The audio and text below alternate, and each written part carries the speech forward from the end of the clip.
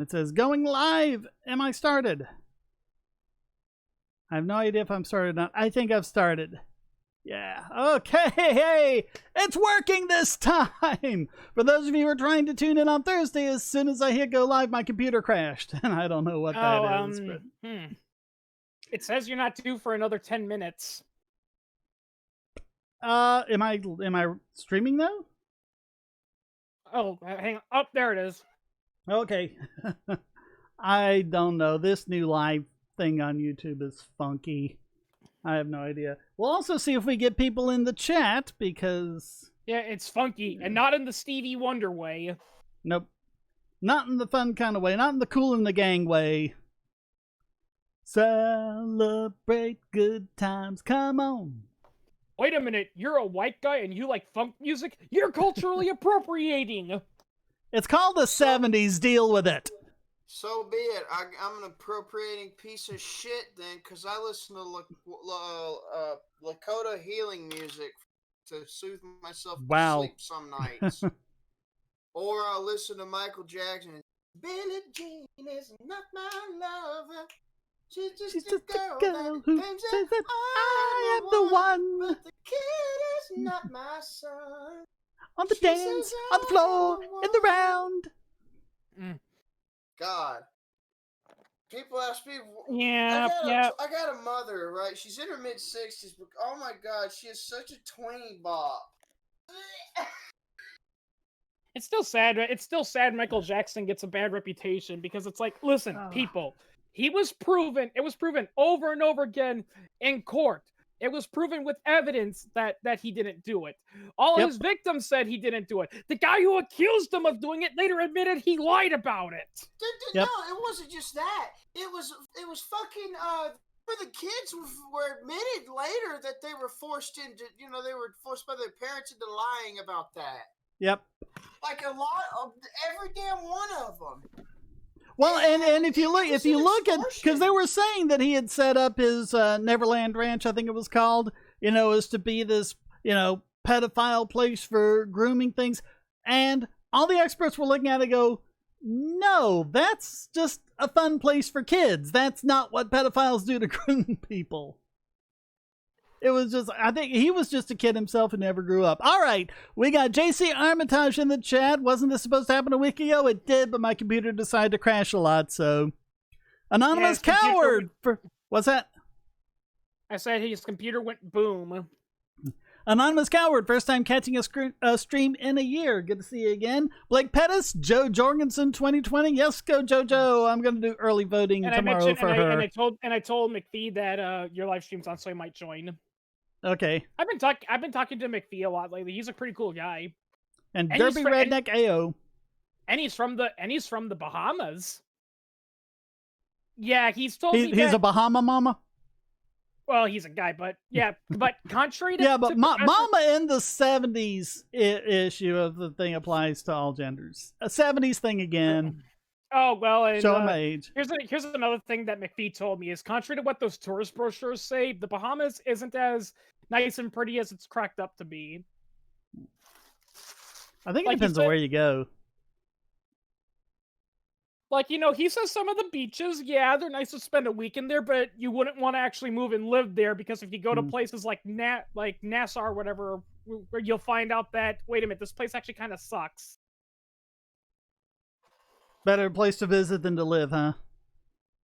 Yeah, good for... Man, they got some really nice looking hotels there. Heather and I kind of do some fantasy things for when we have money, and I'd love to spend a week at this one because it's kind of like... what do they call it? A jetty, I guess, like a really small peninsula. And all the way around it are the hotel rooms. And they're right on the back over the ocean. And you have like your own balcony where you just see the ocean. You can't see anything else. No one else can see you. It's just you and the ocean in the back there. Probably the closest thing to a really expensive vacation for my taste buds. Let me put this mortgage on my house. Let me try some $1 million wagon. No. Yeah. Can you believe how expensive that shit from Japan is? JCrmitage is like, I wonder how the Michael Jackson trial would have played out if it happened in the mid-2010s. Yeah, it would have been hashtag cancel Michael. Yep. Yeah. Oh, hell yeah, in a heartbeat.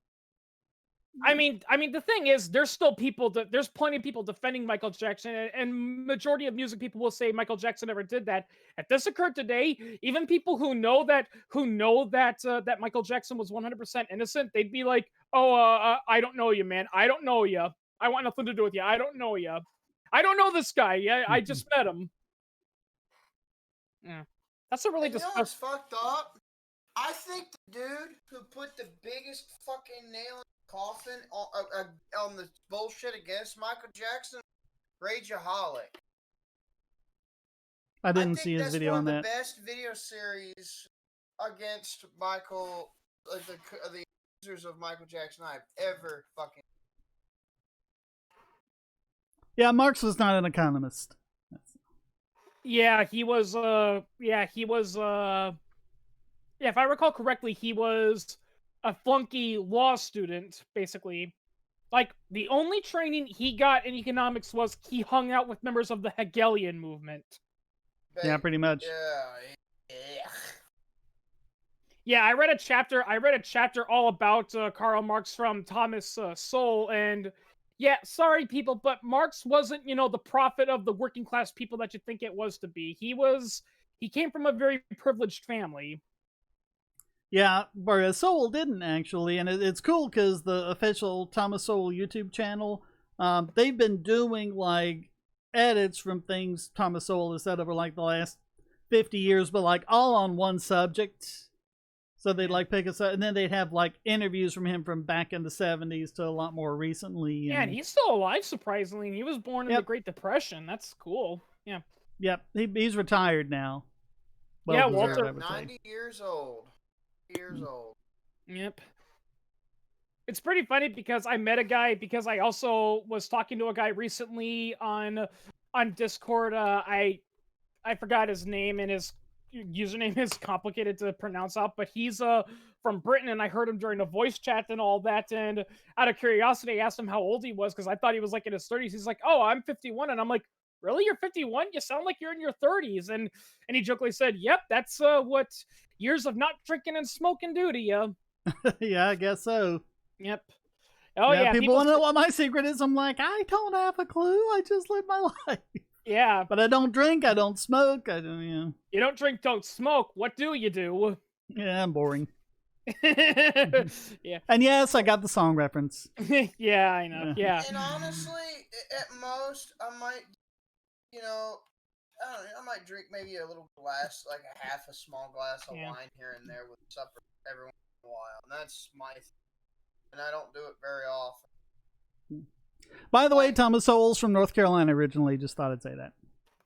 Yeah. Just thought I'd point that out. He was from Gastonia.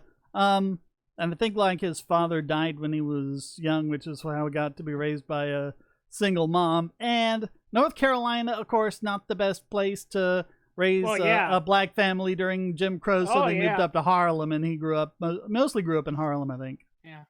Yeah. What's up, Brandon? And he like originally dropped out of high school because he had to support his family, and so I mean this is not a guy who had a privileged upbringing. And yet same thing with Walter Williams. I like Walter Williams, because so do I. But I mean, that's one of the things. So I mean, it was one of the real trigger points for him. Really, was like this idea of the left, how they behave like, oh, black people are just so helpless and can't do anything for themselves, so they need government to help them out. And it was like, how insulting and racist can you get? Oh yeah, exactly. Actually, there was this one elderly black person I saw in an interview one time, and he actually said, the cruel irony is that Jim Crow was good for blacks because it taught us that you can't, you're not going to get help from mommy or daddy government. You actually have to work and prove your worth out there to society, because the whites sure as hell aren't going to do it. But now that we don't have it, everyone's like, oh, I'm a victim. I've been discriminated against. Give me money. Well, that's the welfare state that did that. That was something else that's so like pointing out, was that the welfare state did in like 10 years what 100 years of Jim Crow and 200 years of slavery couldn't do, which is destroy the black family. Pretty much. Oh yeah. But I also Would like you ever do a video on Gaddafi? Probably not, considering he's dead and not very relevant. You mean the former dictator of Libya? Of Libya. Yeah. Yeah, the guy who, after he died, everyone would thought, yeah, now there'll be peace and democracy to Libya, but instead now there's it's not as big as it used to be, but now there's like an internal conflict between like groups like ISIS and the Muslim Brotherhood or whatever. Yeah. Yeah. I know about that shit. Should have just left that shit alone. Yeah, it's like that's actually well, it wasn't the best rate of home income, Bradley, but it was the greatest rate of increase, though the most upwardly mobile. Oh, yeah. Not because of Jim Crow. Jim Crow was a drag on it, but considering that they could do that well in a situation such as Jim Crow, then if you have the Civil Rights Act and you get rid of Jim Crow and you don't do the welfare state, then black families are unstoppable, which is why they did the welfare state. Exactly.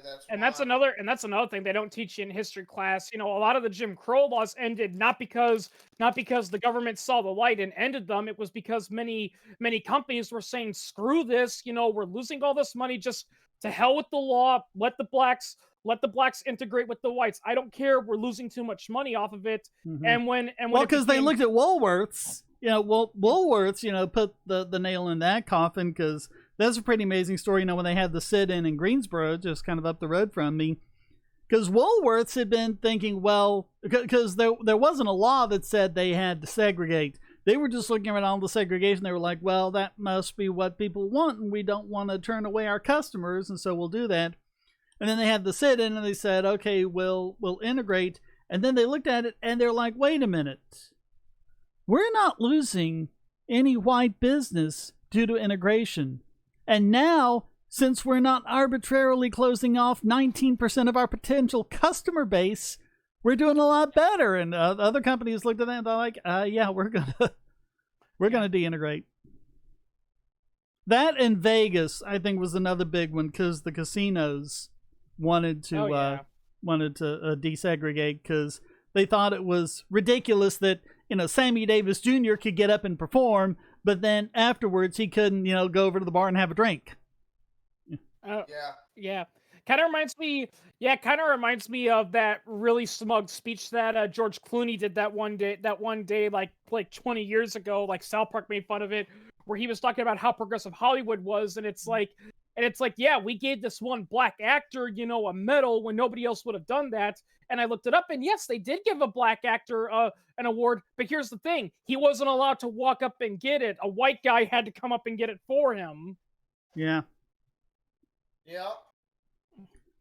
Yeah, Hollywood, you know, even into the 50s, you know, black people in Hollywood, you basically had to go do independent films if you wanted a serious role as a black person. Yeah, and you know, other than like dancing around and singing spirituals, and you did have people like the Marx Brothers and Laurel and Hardy and people like that, kind of being a little subversive about that, you know, because they'll feature them, but then they'll kind of like ease into, you know, more of a real portrayal, and then they couldn't do much of it, just for a couple of minutes, and then. And speaking of Hollywood, one funny thing I was watching about is I was watching a video about Charlie Chaplin, and it was talking about how, and here's some dark secrets in Charlie Chaplin's closet. Did you know he was married to a 16-year-old girl? And I'm like, well, yeah, I knew that. A lot of guys did that back then. That was typical. What I want to know is, how come everyone talks about him marrying a 16-year-old and not the fact that he was a freaking Stalinist? No joke. Charlie Chaplin. I don't think he was a full blown, you know, let's build some gulag Stalinist. But yeah, he was a socialist. Hard, yeah. Yeah. But I mean, the one thing that he said was that politicians, the things that socialists promise, politicians get into power by lying and say that they'll do it when they don't. And that was his problem. He was like, you know, let's try and do this on our own and not listen to any politicians who promise it and don't deliver. gotta ask So, you, speaking of in the past, one of your videos, you talking about when you did your video about the Great Depression. How did you edit both the features of Bush and Obama into over Hoover's face? How did you? What software did you? Photoshop. Yeah. I had a good chuckle out of that one. I showed it to a few relatives. They're actually. Bovine Spongiform Flu, $5. Thank you so much. It says this channel is underrated. Thank you so much for the comment. We don't have Eccleston popping up and doing a dance over that, and I don't know why. Might be a delay. Maybe. Well, that's because Shane is is speaking the truth, and today the truth is unpopular. Yeah. There he is. There's Eggleston doing the dance. Okay. There's just a delay between Streamlabs. I'm grabbing the chat directly from YouTube now instead of going through Streamlabs, but the popover's still through Streamlabs. Yeah, Shane. It's funny about you being, somewhat suppressed because you're speaking the truth. It reminds me of that episode. It reminds me of that first episode from the Boondocks where that kid has the dream where he goes up on the podium and he says, "I gotta tell you something, people. Jesus was black and Ronald Reagan was the devil." And then they start chasing him. Then he wakes up screaming, and his grandpa's like, "Wow, grandson, you sure were screaming and hollering last night. You must have had a really bad dream." "Yeah, a bunch of white people chased me because I told them the truth." "Boy, what'd I tell you about telling white people the truth?" Yeah, but again, I have to reiterate, I don't think it's anything personal. I think it's the algorithm. I'm not big enough for them to concern themselves with. Have you ever heard of a certain engineer by the name of Livio Dante Porta? Don't think so. Well, let me tell you what he did. He was a locomotive engineer. His works and the works of his teacher, Andre Chapelon, I hope I said that correctly, the French mechanical engineer, basically made it to where, in theory and in practice for some of the steam locomotives, he basically revived the he basically did a lot of, had a big chunk in reviving the post-World War II Argentinian economy, which was in a food barred as hell. And not only that, he kept working on figuring out various improvements to the steam locomotives in honor of his teacher, Chapelon. I'll link both the articles to you guys on here. General, let's see. All right. Anyway, this dude, they made a water treatment back in the day where they used certain salts to soften the water, but also to allow less boiler maintenance and boiler corrosion. Well, this dude, Porta, actually expanded on that by combining this was already there with tannins and certain acids as well as anti-foam agents. And this was able to, in a certain emulsifier, so he could let the steam evaporate out, but everything that was dirty in the water could just be water hosed out like nothing. And the average maintenance, I think, was, well, it's every certain number of miles or hours they would have to, wash the boiler out, Well, he got it down to a couple times a year at the most often, like treatment. And he replaced all the riveted connections, welding connections. He took the firebox. He took the front half of the firebox, the way you're shoveling coal into, turned that half of it into a gasifier that takes a little tiny bit of the exhaust steam off the piston in small tubes, come up and regulate the bottom of both halves of the firebox. And that oxygen gasifier section after it contributed to temp regulating, and it would contribute to hydrogen of the coal gas. The back half of the firebox would actually be what was burning, making the heat. And he did so many crazy ass fucking improvements. I think if he had access to that one Russian dude's,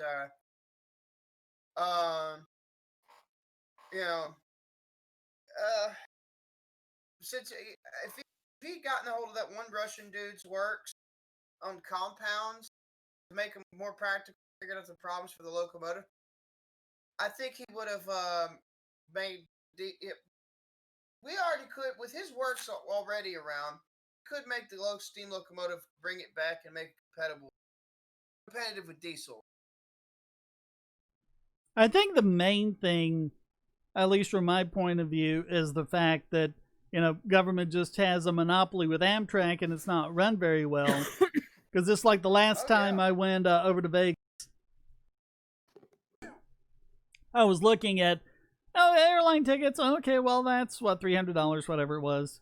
Maybe, because, it wasn't really that time sensitive. I had to be there. I could have left a day or two earlier. It's like, could I save some money by taking the train? That might be kind of nice, And it would have been like almost a 72-hour ride to take the train and more expensive. So, yeah. I think it was a simulation. There was a simulation they did in the late 90s. Based on the late 90s economic, they did a simulation of a test run of a diesel and a steam locomotive of the same type with structure. I think to make the tenders a little bigger, and the water holding part of the boiling themselves able to hold just a little more water to make steam. And a little bit of steam recycling, just a little bit,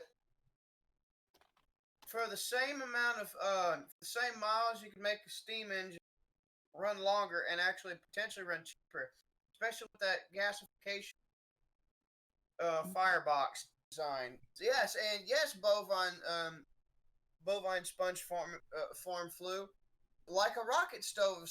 You're right. You're on the right track. That's a good catch there. Good observation. The rocket stove works on a similar principle, except it's totally a side draft gasification. The way they did firebox is the front half would have certain holes in it after the steam up, the air, like a small portion of the air, and essentially it would gasify, and then the back half would get hot enough for coal gas to just go. We could also mix wood in there too, if you wanted to, and we get a similar mileage and power. And it's amazing because what this guy did, all the improvement to the locomotives. But anyway, the simulation, they realized that if they brought back all that infrastructure and did all these advances and modernization to those type of engines, brought them back in the late 90s, if it probably would have cost about $20 or $30 billion of total investment, but you would have had at least a $50 billion return. That's not even factoring fucking hemp pellets, folks. And going back to Bovine's, going back to Bovine's earlier comment and you guys voting, I'm not, since McAfee isn't running. Joke but not. Yeah, I'm gonna vote for JoJo. So. Yeah. Oh, you're voting for Super Nanny? Super Nanny? Yeah, her name's Joe Frost, but her nickname's JoJo. Oh, okay. Yeah. And JCrmitage wants to know if you're dreaming of being a first level D&D adventurer. No, it's from an abridged of an anime called Goblin Slayer. It's an anime, but someone made an abridged version. And basically, the lead character in the original anime is obsessed with killing goblins, but the abridged, beefed it up to 11. And there's a scene in it where they're fan dubbing it, where they're explaining why they want to hire him, and Goblin Slayer's like, sorry, your story didn't mention goblins, so I blacked out and dreamt about goblins, dead goblins. It was a good dream. Wolf Who are you? Essentially beaming on me with that reference. And he asked who I was. Yeah. Because I don't know a lot about trains, so I didn't know what to contribute. Though I will say this, about going back to the whole trains, though, is that a lot of people are like, oh, look at the U.S. We don't have good public transportation. Look at Japan, Korea, and a lot of these European countries. They got all these buses and trains. How come we don't have that? I don't know, maybe because, hint, hint, most of those public transport systems are actually owned and operated by private companies. And that Well, plus their private, countries are a lot pollution. smaller than ours. And the so-called private element's more loose than a fucking. I'd rather not go there tonight. By the way, just reminding everyone, the New York subway was originally privately owned. It was actually a few different companies in competition with each other. Just making sure everyone knows that. Yeah, and then I actually saw a John Stossel special about that, and then what they did was, because of the Great Depression, they had to raise the fare, so they raised it from a nickel to a dime, which was quite a bit of pocket change back in those days, so everyone was complaining.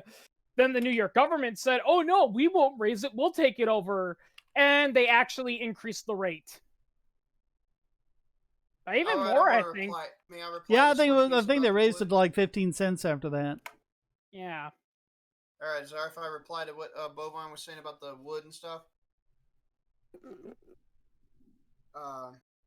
Anyways, bovines, you're correct. That is true, but that's why the gasification mod to the firebox was the option, was the best way to go, because one, you got rid of a lot of coal dust.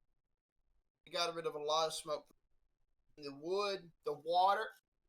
See, what happens is you get shit hot enough to start breaking down, that carbon and hydrogen starts taking different forms. You will first get steam when it starts getting in tars. They all start they break down and partially burn. You get CO2, water vapor, you get some other stuff. Well, when you get that mixture up to 2,600 to 3,000 degrees, they start reacting to each other to break down and react to the bed of charcoal in the inside of the reducing area is what's called, and all that gets formed by the oxygen getting leached off of the CO2 and the steam. The hydrogen goes wherever it can to stick because it's very reactive in that state, and then it makes all kinds of gases. Mainly, there's aromatics because when you gasify wood, the wood smoke and vapors like gasifying, almost like do like a barbecue. Slight difference, but similar. In some ways, almost exactly alike. But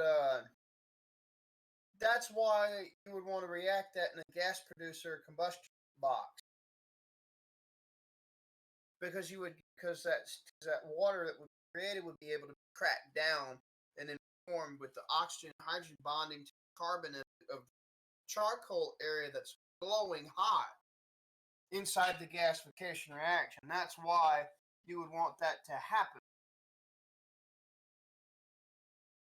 Imagine it would be similar to the rocket stove, because the rocket stove works off of gasifying.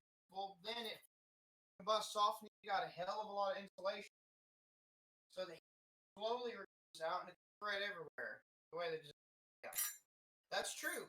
And wood does burn cooler. Not as energy dense.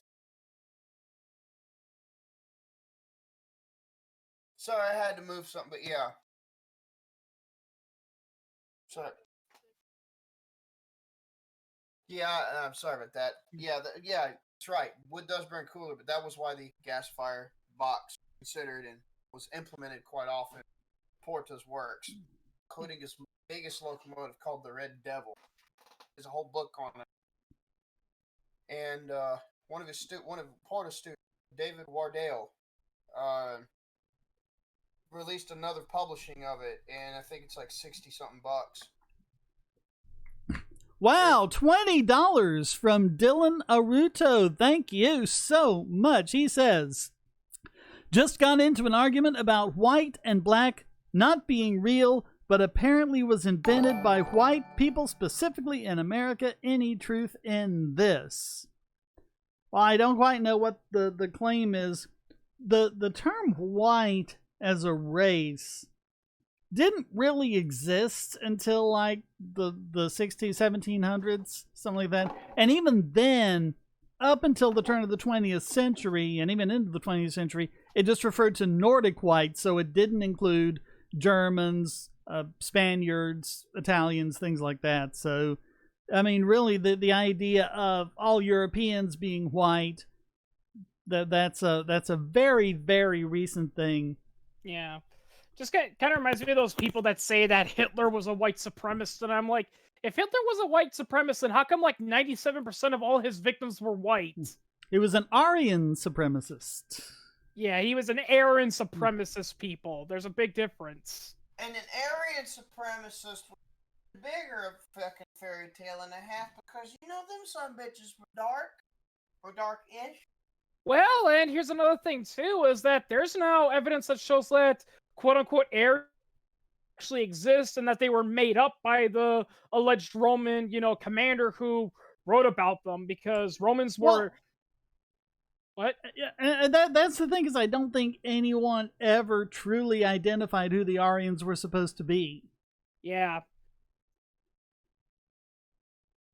Oh, well, and then you got the fact that they have this, they call it the Aryan racial group that of the people, the pre-Persian Iranians that down and integrated the natives of the Indus River Valley, making the modern East Indian generation and all of its factions, whether down in Tamil Nadu, that region, South India, North India, or West India. Oh, go wrote my bovine wrote it.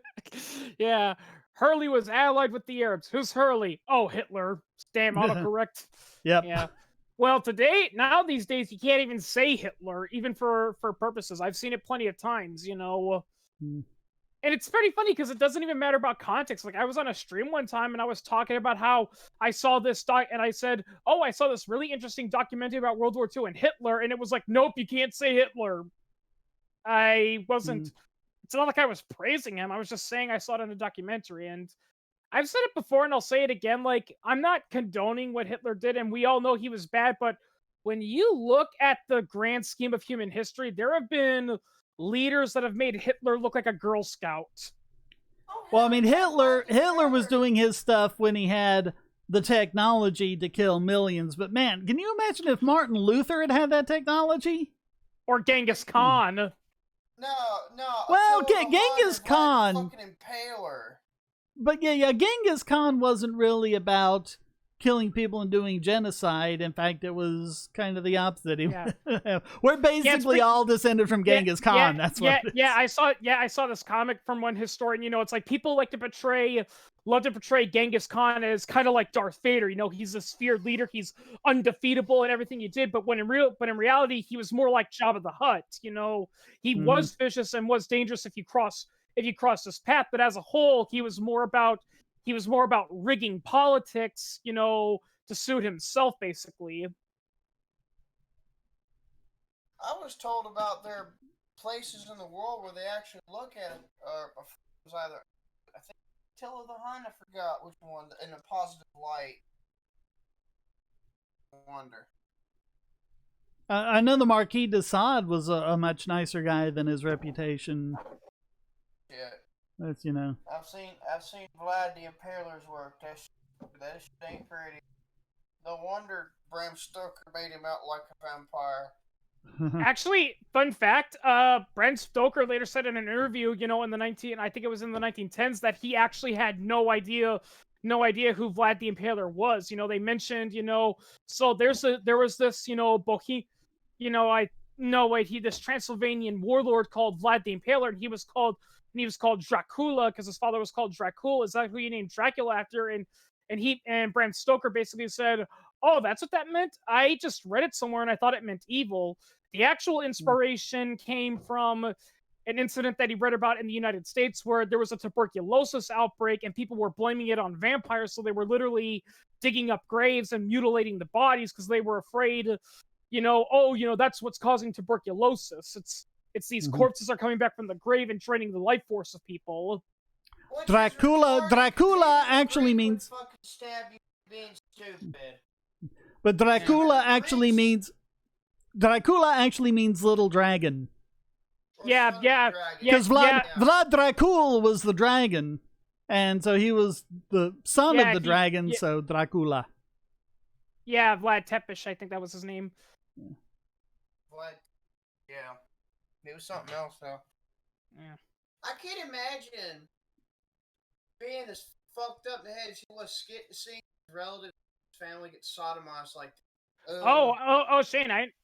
Shane, I know a much better scary thing to think about if they got a hold of modern technology. Ivan the Terrible, the first Tsar of Russia. Oh shit! Yeah, yeah. yes, but yes. Well, not for nothing they called him Ivan the Terrible, you know. Yeah, Ivan the Terrible. He would make Stalin be like, I don't know if you'll get this reference, but maybe Wes will. He turned Stalin into heavy when he's around Pyro. Stalin would be like, I fear no man, but that Tsar, he scares me. Yeah, but Bradley's still talking about the race, and that's just what's the dumb thing about like the race realists, all the dumb ways they try to come up with, you know, for white people, you know, to be smarter because like, oh, well, we were in a colder climate, our ancestors were, and so they had to be smarter to survive that. Well, okay, then the Inuit should be freaking geniuses. Yeah. But it's interesting, though, because they talk about, oh, well, you know, that's why you're white, because you're in the such northern, but, you know, the Inuit, the Tlingit, all of those tribes, they were there for thousands of years and their skin didn't go white. Yeah. You know, and even if you look at the ancient Britons like 10,000 years ago, I mean, they had blue eyes and light hair, but they had dark skin. And, you know, the British we think of today were really more from like the Celts and the Nords. Yeah, the Normans. The Normans. Well, no, I was thinking the Nords, like from Norway and Sweden. Well, the Normans were originally from the Nordic states. That's what they were. As contrary to popular belief, it wasn't the French who beat the British in 1066. It was the Normans, and the Normans spoke French, but nationally speaking, they had little to do with France. Well, that's where Normandy was. It was modern day France. Is where. Well, yeah, it is. It is in France now, but back then it was basically where a bunch of Danish Vikings. You know, they came and raided in France, but then they decided, you know what, we like northern France better, so we'll settle here. And they founded their own kingdom, Normandy. And then you had the Celts and the Gaelics and all of them. Yeah. And actually, and you're talking about black culture. More diverse, you know, it's interesting because in a lot of ways, Mexican culture is a lot closer to African cultures than African American culture is. If you actually look at it, a lot of their traditions and everything are a lot closer. Kind of reminds me of that one incident you told me about where like all those people were dressing up, you know, like stereotypical, you know, Nation of Islam garb and all that. And it turns out that historically speaking, that garb they wore were worn by ancient African warlords who were rich and actually owned slaves. Yeah. Oh yeah, the Asante, they were the ones who enslaved them to begin with. Yeah. Yeah, that's the thing they don't tell you in history class. You know, the black slave trade didn't occur because white people went to Africa and enslaved everyone. They were sold to white people by other black tribesmen. And it was mostly because of gold, because, you know, the gold was so treasured that, you know, you had that whole area of Africa where you basically got gold by strip mining. And, I mean, you could just, you know, scrape off, you know, several feet of topsoil, but you know you had to go through and work a lot to actually extract the gold because there was actually very little of it proportionally, and so that's what they had the slaves for. They'd go and make war with neighboring tribes, enslave them, and make them. And it wasn't just gold; it was farms and everything else, but gold was a big one of it. Yeah. And that's one of the reasons they loved trading with Europe, because Europeans had a lot of gold. Yeah. Especially the ones in the New World. Yeah, it's funny that Black Petties brings up Aztecs, because I think the Aztecs are a perfect example of another historical fib that they teach you in history, is that, you know, a lot of the First Nation people were these peace-loving tribes that got along and they were all good, but then the evil white people came and enslaved them. No, there's plenty of evidence that shows that like other human nations, they did their fair share of bad things. And like, you know, we bring that all the time. We always talk about how evil the conquistadors were. And I'm like, yeah, well, the truth is the Aztecs weren't any better. Remember. Oh, the Aztecs were pretty terrible, yeah. Yeah, the Aztecs were Yeah, it's like, that's what I like to tell some of those SJWs. The Aztecs believed that in order for a good harvest, you had to kidnap a guy, chop his heart out while he's still alive, and then throw the body down a pile of stairs because their gods demanded blood. Yep. Oh, another one. I don't know if it was the Mayas, the Aztecs, or the Incas. I don't know which one. But around that same region, some of those natives, what they would do is they would have mass suicides or mass beheadings to appease the gods. And then they would take these shrunken heads and have almost like a precursor to fucking ball, playing with those heads, tripping out on either shrooms or ayahuasca. I shit you fucking not. When the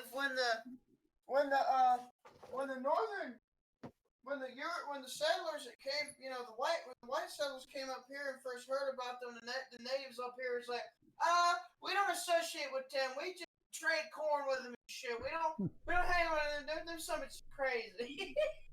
Well, Anonymous Coward talks about, they were able to conquer the Mexicans because the Aztecs already did it for them. And I was thinking about the Aztecs. They were basically ancient fascists. They had this very monolithic culture, very authoritarian, a single authority up at the top. So all the Spaniards had to do was, topple the leaders at the top. When you compare that to the Mayans, who were very decentralized, they never really did, kill off all the Mayans. A lot of their descendants survive to this day, but Mayan culture was just so decentralized that they try and take over one area, and they found out that didn't give them control over a different group of Mayans. So going back to what the Aztecs said, basically all the Spanish had to do to overthrow, the Aztecs was even very simple. All they had to do was basically show a lot of the tribes saying, look, we've got guns, modern medicine, and good food compared to what the Aztecs are giving you.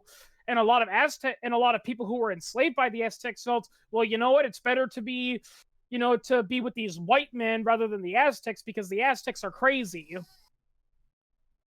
Yeah. That's another thing that also doesn't get mentioned. Montezuma wasn't killed by the Spanish. If I recall correctly, he was killed when his own people uprised against him. Yeah. Yeah. And out of revenge, Montezuma cursed the land, so anyone who drinks from the water gets a nasty case of the number 2s. Known as Montezuma's Revenge. Yeah. Yeah, Robot Chicken did a joke like that, where Cortez is about to kill Montezuma, and Montezuma's like, listen here, if you kill me, my vengeance will be eternal. He then kills Montezuma. He's like, ha, Montezuma, there will be no revenge. Then his soul comes up and says, revenge! And then Cortez poops himself. Mm-hmm. Yeah. Yeah. Yeah, apparently none of the other tribes like the Aztecs. Yeah, not a lot of them did. No. Yeah. At best, they might have associated with them and said, okay, we'll trade you Pemic, let us on your land, or... You're chopping up again, Wes. Huh? You're chopping up again. Try to do this. I'm gonna try something real quick. I was trying to say, well, yeah, they might have associated with them, be like, okay, we give you this pemmican, or okay, we give you these berries, or we give you this thing root, and if you let us grow on your land, grow some corn and peppers. Well, they were a huge, governmental society. They were a big trading partner, but that doesn't mean they liked them. Oh yeah, exactly.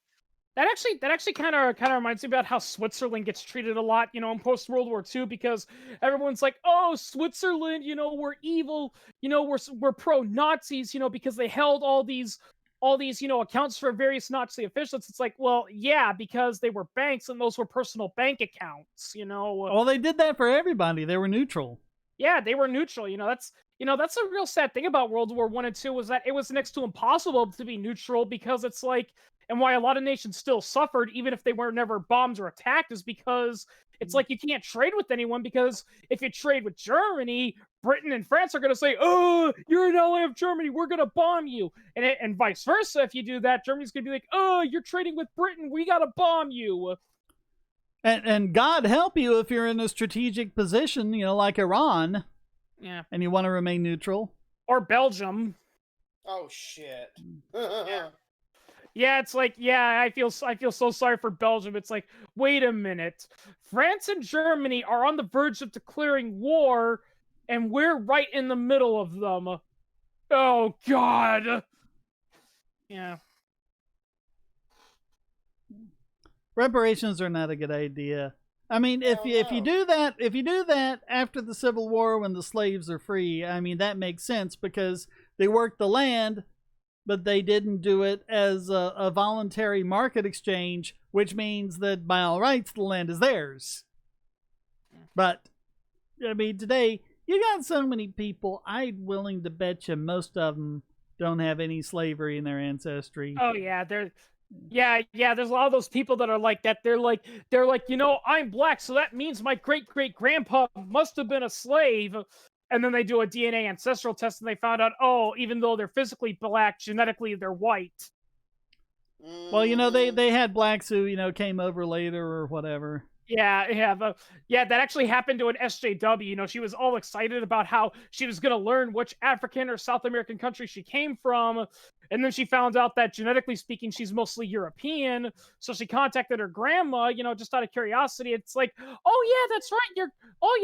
Your great-great-grandma was actually a woman of mixed race. She had a black mother, but her daddy was white.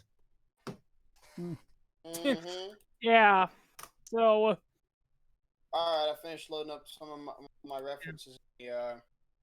And I don't know if you read it, Shane. Because like if you look at my ancestry, there's no slave ownership in my ancestry, so it makes no sense for me to pay out. Whereas if you look at most black people in this country, they are mixed. They might have both slaves and slave owners in their ancestry, so I guess they have to pay money to themselves. That's another thing that the history class doesn't teach you. There were, quote, black and minority slave owners. There In were fact, Native American slave owners too. Yeah, and very first registered slave owner in the United States was a black guy. Yep. Yeah. Also, Blake Petties wants to know, Shane, do you think that Kamala Harris would be more dangerous for liberty than Joe Biden? I think between them it doesn't matter. They're both terrible. Yeah. Well, I mean, yeah, I remember that one time when she won Idiot Extraordinaire because she really wanted to crack down on, quote unquote assault rifles. And when people brought up, well, you can't do it because of the Second Amendment, she was basically more or less like, why should the Second Amendment get in the way of what I want to do? Yeah.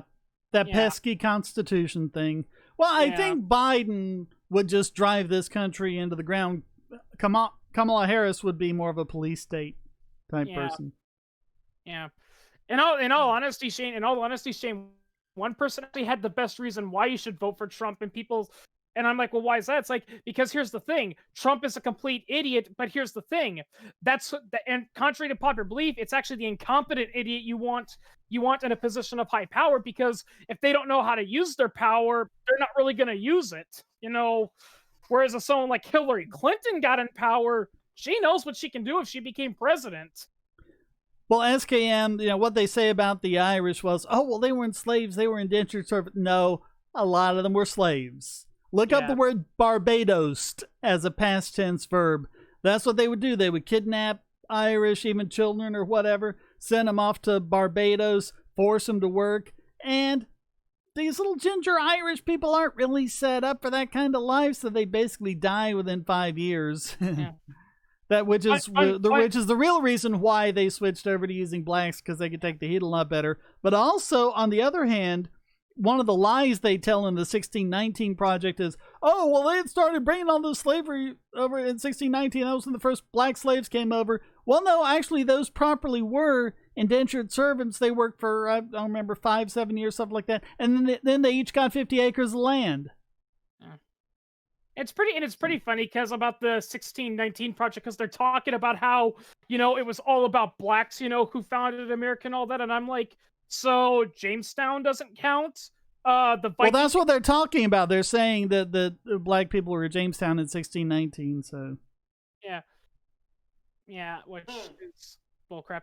And it's pretty funny because it's like, I just want to ask them, where does it say in any of the historical documents that the American Revolutionary War was really about maintaining slaves? And And it's like they were acting like, well, because the British people were going to end slavery. It's like, okay, the British didn't ban the importation of slaves till 1805, I believe, and they didn't officially abolish slavery until the 1830s.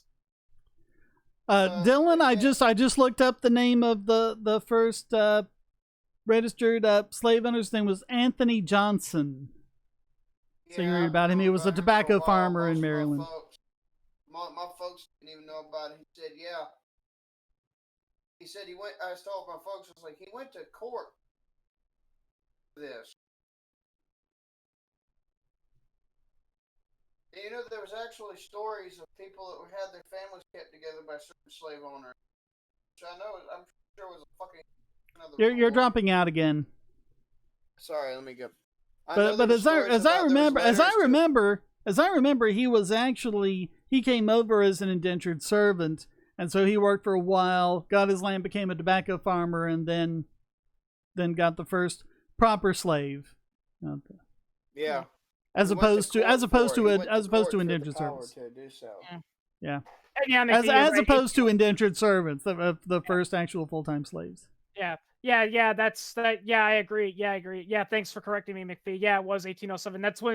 That's when Britain officially abolished, importing slaves, but they still allowed it.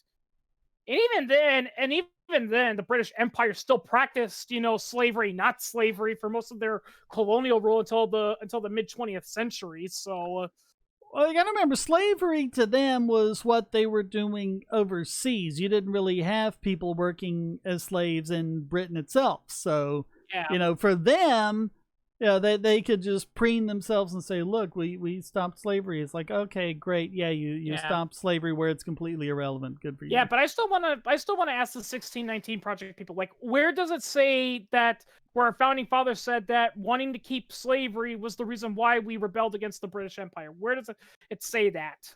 And SKM, that's actually not true. As he says, the last country to end slavery was not the United States. It was Brazil in 1888. It was actually Australia, because I think you can have Aborigines as slaves as recently as the 1960s, sometime in there. Yeah. And the first government in history to ban slavery was Vermont in 1777. Yeah. Well, and like you said, Shane, slavery was almost abolished right from the get-go in America. It's just that there were just a handful of rich, slave owners, politicians who didn't want to lose that, and they made that difference. Like you said, it lost by only one vote. Yeah. Yep. Yeah, so... Dylan, a lot of people have called it a hoax, but historians are saying, no, it's not a hoax. The guy actually lived, and he actually, yeah. Yeah, you know what? The only document I can quote unquote, think about where they try to claim that slavery was the reason why slavery was the reason was because of a response the British gave to the Americans when we declared our independence, and they did bring up slavery at one point. But here's what I tell people: that was just Britain trying to justify their policies and all that. Basically it's the equivalent of the US calling the UK a cheater, and the UK saying, yeah, well, you're a poopy head. The Castor lawsuit. The Castor lawsuit is what you want to look up. CASOR.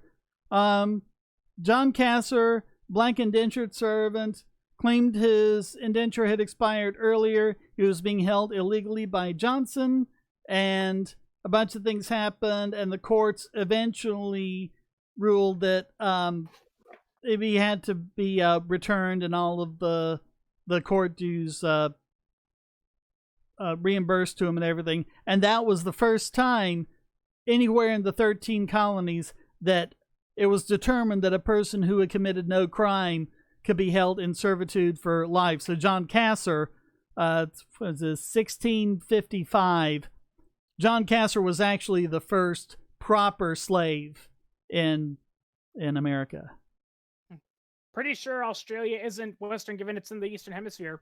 It's Western if you live in South America. It's a Western country. It's a British colony. Don't give me that. Yeah. Reminds me of this funny joke one time where it was like live continents, and it showed and it showed, I think, Australia ball, and he says, "Hey, mate, I'm the land down under," and then Antarctica's off to the side saying, "Am I a joke to you?"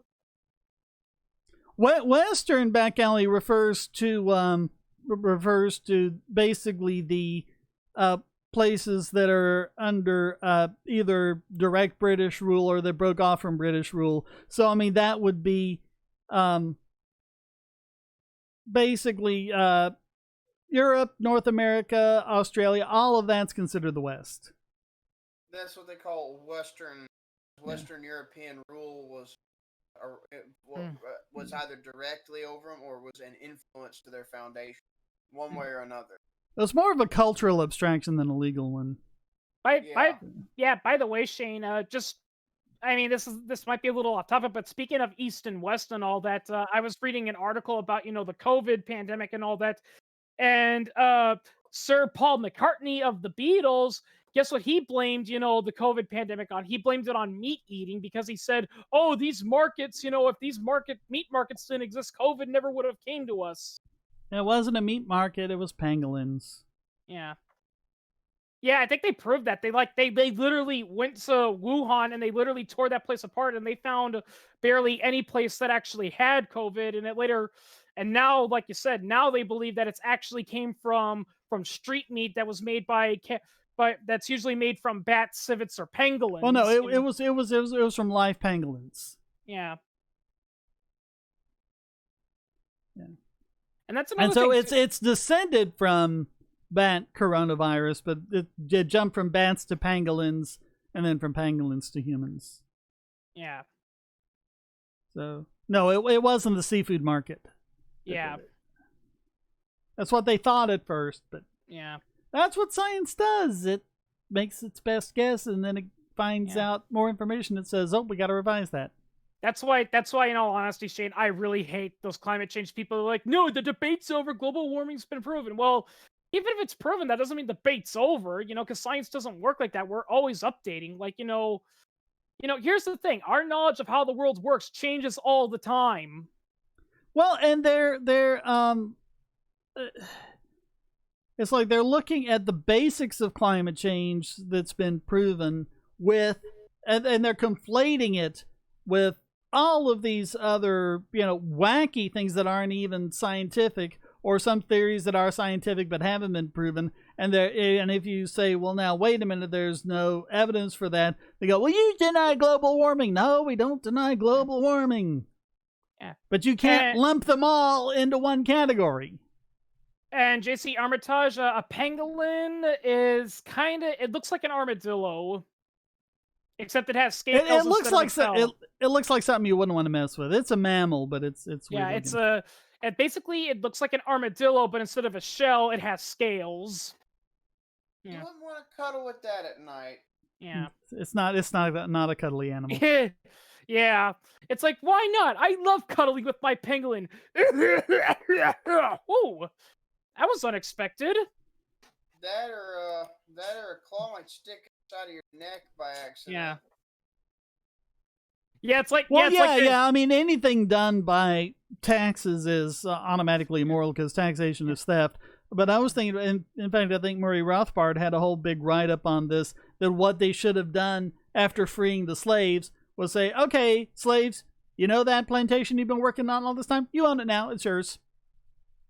That's what they should have done. And that's because, morally, from a standpoint of pure ethics and natural law, they were working the land it wasn't a voluntary exchange. So they didn't exchange their labor for it. They were just forced to work on it. Okay, well, that's their labor into it. That must be their land. Yeah. But going back to that joke about the pangolin, it reminds me of that Simpsons episode where Bart and Milhouse are playing with that monkey. It's a really old episode, and Bart ends up developing fleas and lice. It's like, oh, come on. Milhouse was playing with the monkey. How come nothing bad's happening to him? And Milhouse is pale and like his eyes are bloodshot, and he's like, I don't feel so good. Everything's so cold. Yeah. That's why I can't stand monkeys. I'm sorry. I just, monkeys, they're cute and all that, but then they spit in your face, and then you find out that you have a rare African hemorrhaging fever. I watched a little video of a restaurant that had monkey waitresses. I wanted to get 5 tetanus shots from seeing the video. Yeah. Mm. Yeah. God, they scratched their asses, they scratched crotches, they had their noses, they had the top of the bottles of beer that would bring up their noses. Reminds me. No, yeah.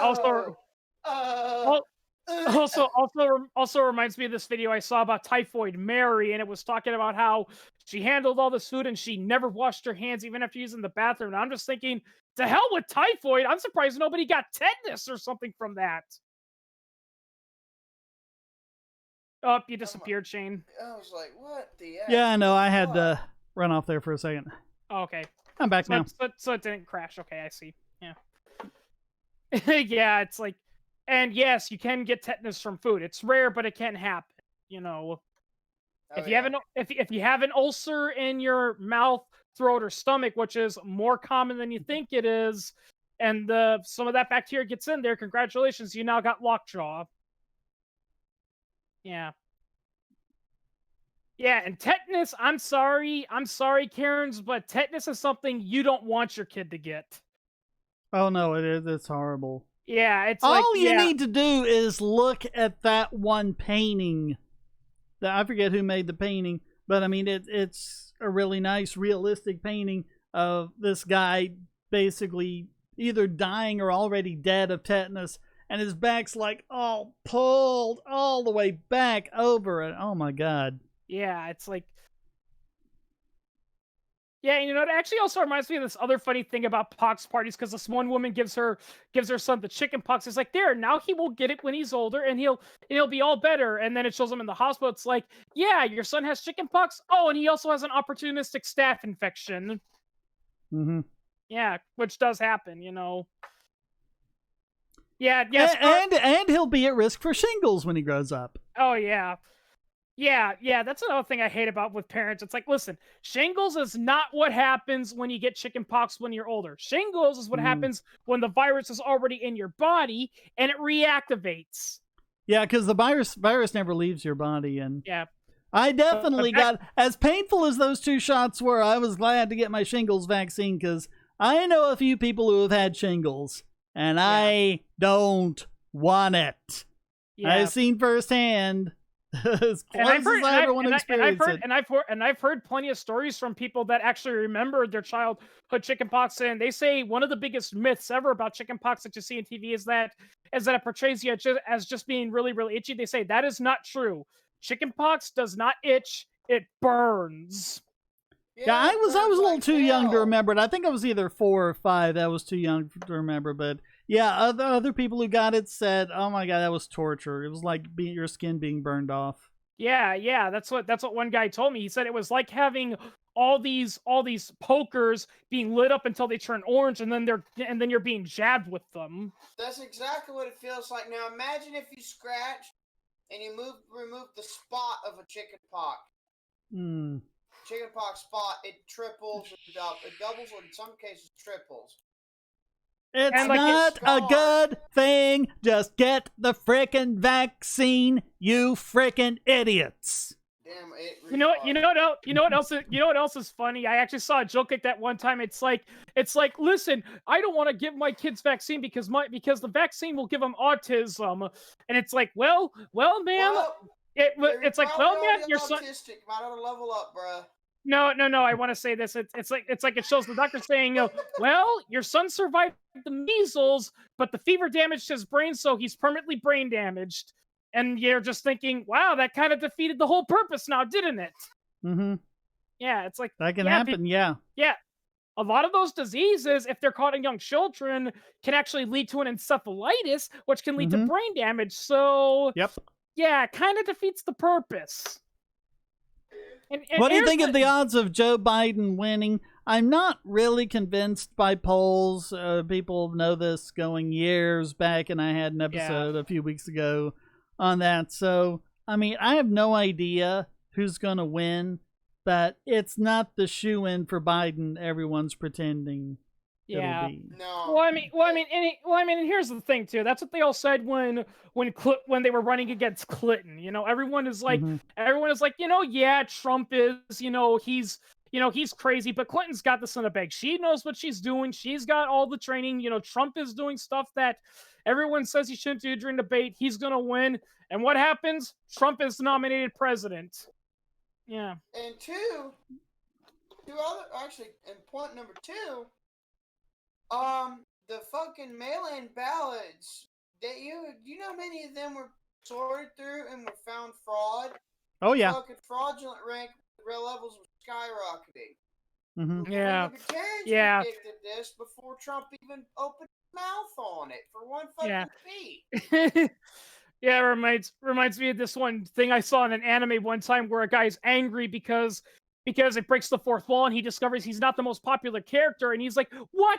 I win the most popular character polls every year, and that's not counting the votes I frauded and voted for myself." Mm-hmm. Yeah, and speaking of elections, that's kind of why, even though it's an old video, I wanted to nominate John Stossel's winning the election for Silver Cluon Award because it exposes elections for what they really are. I'm sorry, people, but all those catchy stuff that your politicians do, they're not clever, charismatic people. They're actually getting training to do it. Yeah. They're scripted as fuck. Yeah, they're scripted as fuck. They get coaches who tell them, "Don't do this, say this, don't look at your watch, do this." I mean, that's why Trump didn't want to do the debate on a live stream. He doesn't trust Biden not to cheat. Yeah. Yeah, that's what I was telling you about earlier, Shane. I think that should be a rule. If you're going to run for president or any other really high position of political power, the rule should be is that if you're going to participate, no hiring a debate coach, no taking lessons, no fancy suit, no fancy, language and all that. Every day has to be casual Friday. You got to speak normally. That's it. And no makeup either. I tell you right now, I'd never get in office. I'd show up in my boxers. Yeah. I think the only for pure reaction, I would deliberately do that. Yeah. I think the only probability I would make on the election is I think there's a real good chance of a repeat of the year 2000 in that there's going to be a ton of lawsuits. Oh, yeah. No matter who wins, there's going to be a lot of people suing. Oh, yeah. Oh, yeah. Yeah, I can also imagine. It's like, and the winner is Donald. Wait a minute. What's this? Florida's not decided. Damn it, Florida, not again. Yeah. The problem is, Fender, how do you enforce that?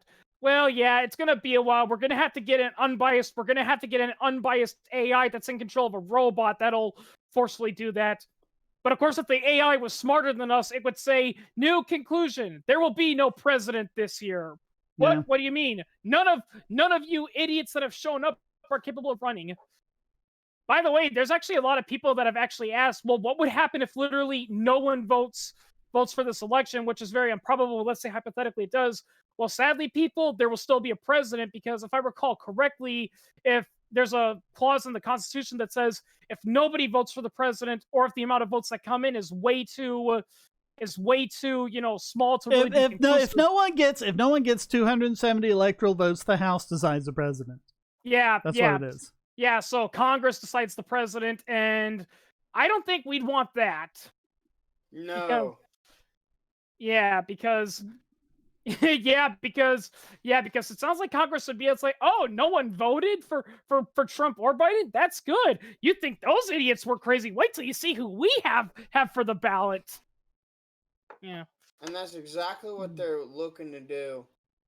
Although, by the way, Shane, about elections, I actually was talking to some British people. Who. And we were talking about the elections, and they say, well, here's the thing. As messed up as the U.S. system is, at least it's not as bad as a lot of European countries are. And I'm like, well, why is that? Well, because I don't know. I think this is the U.K. I'm not sure. Correct me if I'm wrong. But in a lot of other countries, you don't even get to vote for an individual. You have to vote for the party. Well, I think in the UK now they do vote for the for the prime minister directly. But yeah, it used to be that whichever party got the majority selected the prime minister. Yeah, you didn't. Yeah, so so even if you were so basically by the old laws that if you were a conservative but you really didn't like Boris Johnson, well, you didn't have any choice because the Conservative Party would want Johnson in, and so they would get it. Oh yeah, Back Alley. It's all about the identity politics. Yeah, that's all it is. And in all honesty, Shane, I think the upcoming election, that is the only reason why people reacted to COVID the way they did, because it's an election year, yeah. Yeah. Captain Pipsqueak, the best system is where every vote is a write-in. That's actually how it used to be. We used to not have printed ballots. You would, walk in with a slip of paper that you've written your selection down on, and you'd slip it in a box, and the parties would actually pre-print their own ballots with all their own candidates' names on it and hand it out to people. And when I turn 35, I think I'm gonna run for president under a mock party. I call it the Bullshit Party. Bull, SHEET. Yeah. And I've like got the a Bull lot Moose of Party, only a sheet instead of a moose. Yeah. I've got a lot of plans for this country. And here's the thing, Shane. I know the best way we can get rid of our nuclear arsenal without compromising national security. We'll take all of our ICBMs, take out the nuclear warheads, and replace them with glitter. Glitter bombs. Yeah, that's pretty funny. It's like, oh, we're not going to do what you say, then what? Yeah, that sounds like something Vermin Supreme would say. Yeah, I know. That's partially what inspired me to do it, is Vermin Supreme. But unfortunately, I can't do it because I'm too young. Gotta be 35. Yeah, that's another thing people always say. They're always like, well, what qualifications do you have to be president? All the Constitution says is you gotta be 35 years or older, native-born citizen, have lived here for 14 years or longer. That's all it says. It doesn't say, no, you gotta have an advanced college degree in law or political science. That's all it says. And believe it or not, if you actually look at history of some of the historical presidents, a lot of the presidents didn't even come from fancy law schools and all that. A lot of them actually came from very humble beginnings. And some presidents like Zachary Taylor, kind of didn't even want to be president, I mean, it's hard to believe, but there was a time where if you were to offer someone to be the president of the United States, it was actually very common for people to say, hell no, I don't want to do that. Yeah, that is sad. George Washington is our only legitimate independent president, because if I recall correctly, there were political parties that did, try to offer him a role, but he just flat out refused. But sadly, too bad it didn't last.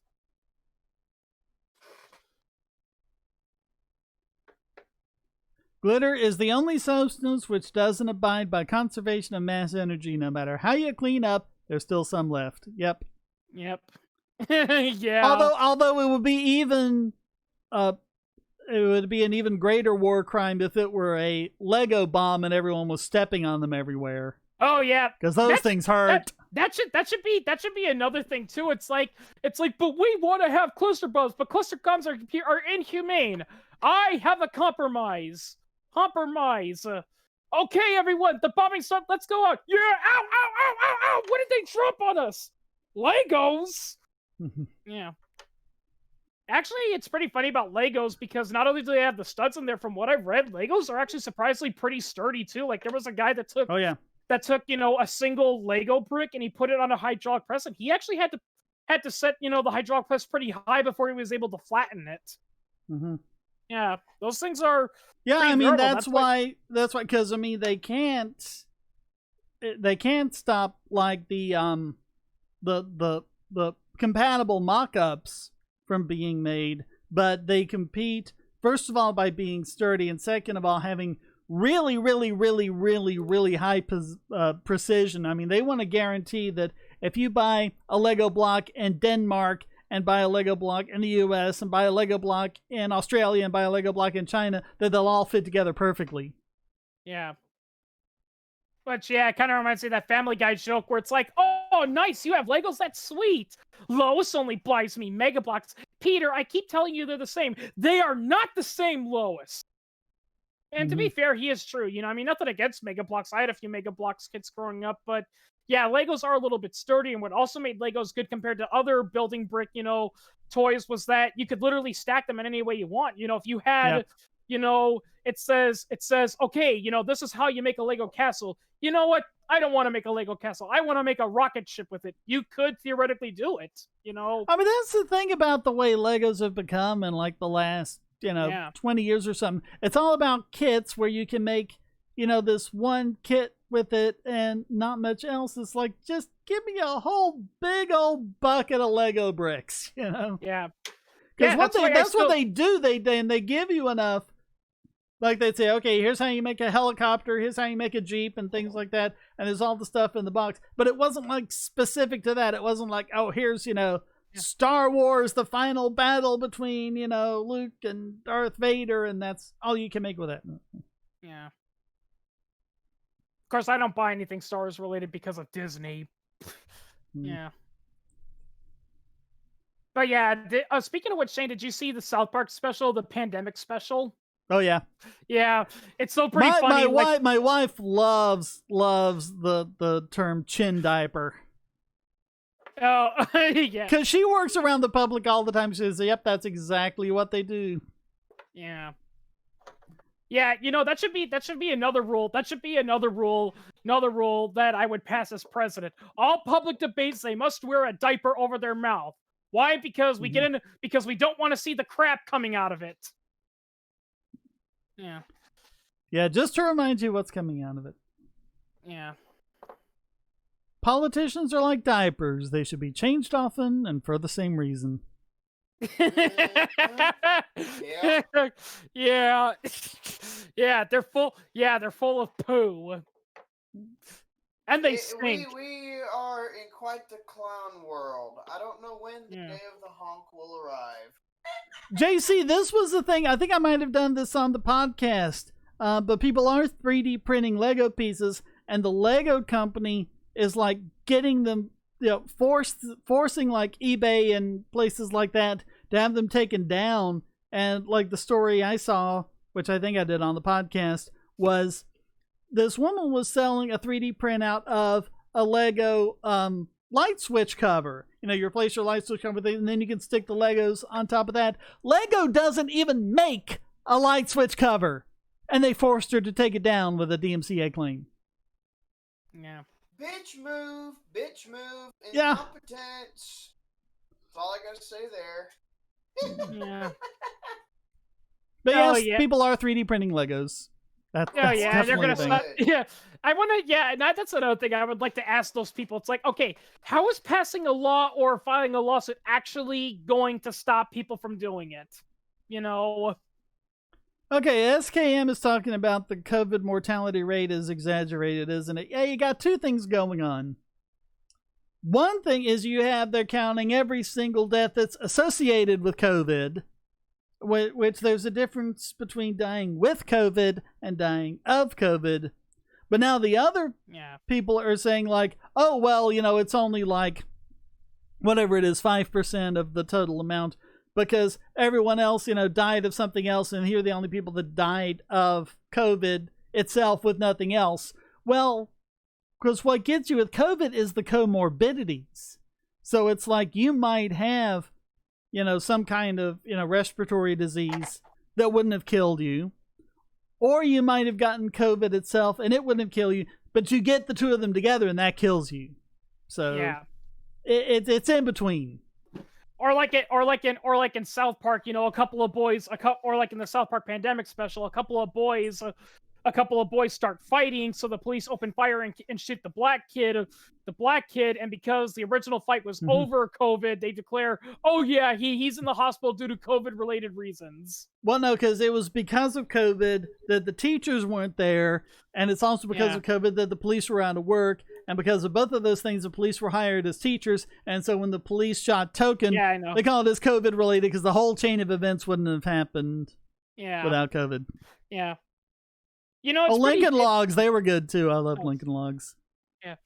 I will say this though, Shane. The biggest problem with the whole defund the police movement is because here's the thing, people. All those fancy weapons and gadgets they get doesn't come from their budgets. They purchase it either through auctions from civil asset forfeiture, or in many cases, the U.S. military gives it to them for free. Yep.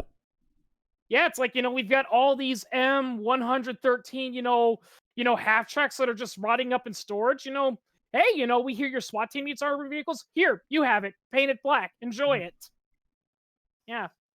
They get it for free. So even if you defund the police, they're still going to get their fancy toys and their SWAT raids because, like I said, they have plenty of other ways of making money. And that's another thing, too. People are like, if we defund the police and take away their budget, they won't be able to do all this. Yeah, you know what a lot of police departments are going to do? They're going to start increasing their traffic ticket rates and all that. Yeah, you're probably going to start seeing it. I'm just saying that's probably what's going to happen with some of the big city police departments is you're going to start noticing that, your once $10 parking ticket is now $50. Or 100 or even 200. Yeah. Well, a common thing that a lot of police departments do that's a little shady is what they do is they take they'll give you a parking ticket, and the ticket itself is one of those tickets where if your insurance company finds out, it's going to raise your rates and increase your car insurance and possibly even deny future claims. So people are like, no, I don't want this. If the points go on my record, my insurance is going to kill me. They're like, okay, well, here's an idea we'll do. We'll have you plead for a lesser charge at traffic court. You won't get any points, but instead of paying $10, you got to pay $120. Yep. Yeah. They just want the money. Yep. Yeah, I saw a Stossel episode all about that with parking traps, and he was like that, and one of the guys was like that. It's like, it's like a grocery store at times. It's like you're hearing the clerk, it's going ding, ding, ding, ding. Yeah.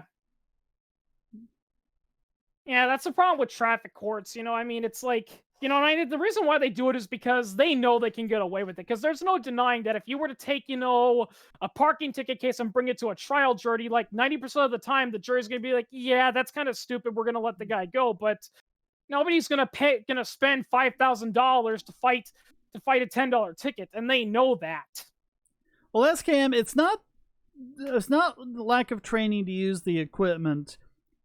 They're not trained in what they're supposed to be trained, because like if you talk to military people, they'll say despite what you see in the movies, most of what they do is actually trying to avoid conflicts and de-escalate so that it doesn't come down to a firefight. And if you look at what police do, they do the exact opposite. It's like everything's an escalation with them. Every little thing, they start going for their guns and they start yelling and they're just escalating things. And these military people are looking at it going, what are you, idiots? Yeah, like in that one comedy skit where it's like, put your hands up in the air right now. Okay, I'm putting them up. No, don't you dare move. Well, okay, I'm not moving. Well, put your hands in the air. Okay. Hey, I said don't move. Oh, yeah, I forget who it was. Yeah. Was it Dave Chappelle? I don't know who it was. I think it might have been Chappelle. Yeah. Yeah. My favorite was mall security skit.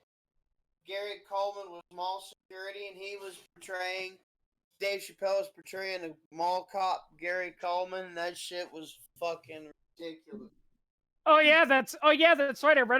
I saw an episode of Naked Gun about that. Yeah, about how Gary Coleman once had to go to court because when his acting career was over, he became a security guard at a mall. Someone recognized him, and he gave he gave her a signature, but then she complained, that it's like, oh, you just wrote my signature, you didn't say a greeting or anything, and he's like, I gave you your signature. What more do you want me to do? And it started into an argument, and Gary Coleman beat her up.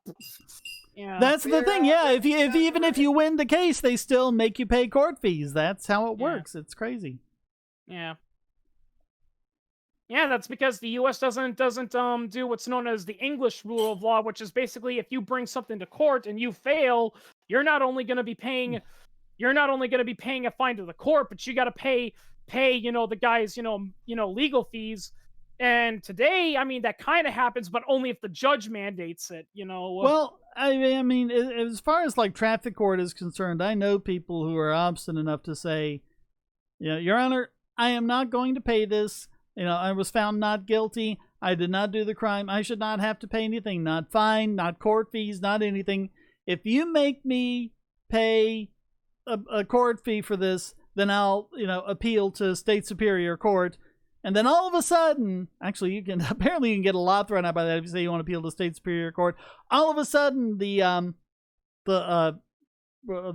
DA will be up there, whispering with the judge ex parte, which they're not supposed to do. And then they go, okay, charges are dropped. You don't have to pay anything. You can go. They do not want those cases going in front of a jury. Oh, yeah. They do not want that. Yeah, good cops don't last, and actually I was talking to my dad about this, that's another problem with the U.S. court system is that if you're good at your job, you're not going to last. Oh no, Skim, a lot of good cops don't quit. They get flat out fired. Yeah. Yeah, like that one Alabama cop. Now, granted, he did videotape that, but he was fired because he refused to participate in the ticket quotas. He was being told you gotta be writing these tickets. You gotta be getting these big meaty tickets, and he was basically like, "Come on, dude, this is ridiculous. Our job as police is to be patrolling the neighborhoods and making sure nobody gets robbed, raped, or murdered. Not enforcing speed traps, but." But the sheriff was like, nope, officers will have 100 contacts. Do not be the one that doesn't get 100, Or there was that one Florida cop who ended up having to leave the state because of all the death threats she got from other cops because she gave a traffic ticket to this one fellow cop who was habitually driving very dangerously and putting a lot of people in danger. And so she gave him a ticket and ended up having to leave the state. Yeah, it kind of reminds me of this one story I read about where there was a guy, where there was a video and it was about a drunk driver who got pulled over and was acting like an idiot because it was a reaction video, and they're like, okay, let's see what kind of white trailer trash this drunken idiot is. Turns out it was actually the judge, one of the judges of the circuit court. He was driving drunk. Yep, but they always get away with it. Oh, yeah. And the funny thing is that, he was, so funny. What was funny about watching that video is, he was acting all funny, nothing was happening. He recognized the officer, and he's like, oh, hey, man, going? And they're like, Miss, Your Honor, are you okay? He's like, oh, yeah, I'm fine. I'm driving back from the bar. They were having a 2-for-1 on beer night, and it's like... And it just kind of shows that it's there's no doubt in my mind that if that person was a average Joe like us, the cops probably wouldn't be talking to him like that. Nope. Yeah. Yeah, they'd be like, sir, you're under arrest. You're coming with us. What was that, officer? Sorry, I'm a little hard of hearing. I can't hear that. I said you're coming with us. What do you mean? Yeah, I'm coming with pus. Ew, that sounds gross. That's it. Tase him. Yeah, that's funny. No, a lot of them they wouldn't even let him get to the second one. Right after the first one, you said, "What was that? I don't hear." They go resisting, and they'd start tasing and beating. Yeah, yeah. I think South Park did the pandemic special kind of did something like that. Yeah, they're like, and it's pretty funny because they shoot Token even though he had nothing to do with it. Yeah, he was just standing there. Yeah. Yeah, they're like, we got him. Yeah. Yeah. When I was younger, I once had a funny idea, for a good cop character in South Park, who's actually being a good cop, but he's constantly getting scolded by the ginger guy because he's actually doing his job. He arrests a person, and they're like, whoa, why didn't you arrest the black man? He's like, because the lady clearly said the guy was Latino, not black. This guy's Latino, and he matches the suspect to a perfect degree. No. You got to arrest a black person. That's what we all joined the force for. Yeah. Yeah, Pip, it's the police unions that are a huge problem with that. Oh, yeah, that too. Yeah, it's pretty funny because and the bad apples thing, you have to remember what the bad apples is all about, because the expression is not, don't let a bad apple spoil the whole bunch. It's one bad apple does spoil a whole bunch. Because if you buy apples and the first one you buy into it's rotten and has worms in it, you're not going to try the rest. You're going to take it back to the farmer and get your money back. Because it means something's wrong with quality control. Yeah, and that's why one bad apple spoils the whole bunch. Because and especially if you can't get rid of the bad apples. But yeah, I mean, that's when true, you just keep getting bad apples over and over again, there's something wrong. Yeah. Worst thing that'll happen to a cop that oversteps his boundaries is he'll be put on indefinite leave. Yeah. Administrative leave, paid vacation. Yeah. And unlike us average Joes, we're being put on leave is basically the soft equation of being somewhat fired with police because of their union contracts. They still get paid regardless, Yep. It's pretty funny because I was having a conversation about this and it was about firemen and all that. And it's like, and I was telling this to a friend, saying it's like, look, I understand firefighters are important to the community, but seriously, the stuff they get, in benefits is just crazy, It's very funny because a lot of firefighters unions like to say that it's like, well, yeah, but we deserve these benefits, because we're running into burning buildings, it's very dangerous work. And I'm like, yeah, well, so's working in a lumber yard or working on a fishing vessel in the middle of the Bering Strait, but those guys don't get that kind of benefits you get. Well, I think SKM, and I would actually say this for all government employees, not just cops, is that not only should they be required to be on camera all the time and the camera's working, at random, they'll be live streamed on the internet for a random amount of time. And then they'll stop over, and you never know when you're going to be on the internet and visible to the world. Yeah. And what do you think the punishment? What do you think the punishment for be where a police officer steps out of line and they're like, "Okay, we want to see the camera footage." Oh, it got deleted. What would you say? What would you think would it be? I think if something fishy like that happened with the camera footage, then you lose all presumption. Yeah, because it always seems like that always happens. I always seems like that always happens. It's like, you hear a story about the police beating up a guy to a pulp and the police are like, no, it was we did it because he was being violent and resisting. We got it on camera. Okay, can we see the camera? Oh yeah, the archive guy accidentally erased it. Well, that was like one case where there were like 6 cops there, all with body cameras, and it's the funniest thing. All 6 cameras just happened to malfunction at the same time. Gee. Yeah.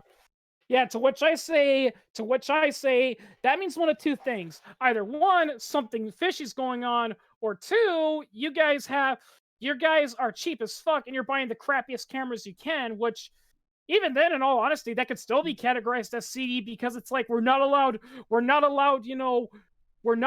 to delete the footage, but mysteriously. So here's what we'll do: we'll get the crappiest camera that never works, no matter how you do it, and we'll say, "Oh, we're on camera." Then we'll have a valid reason.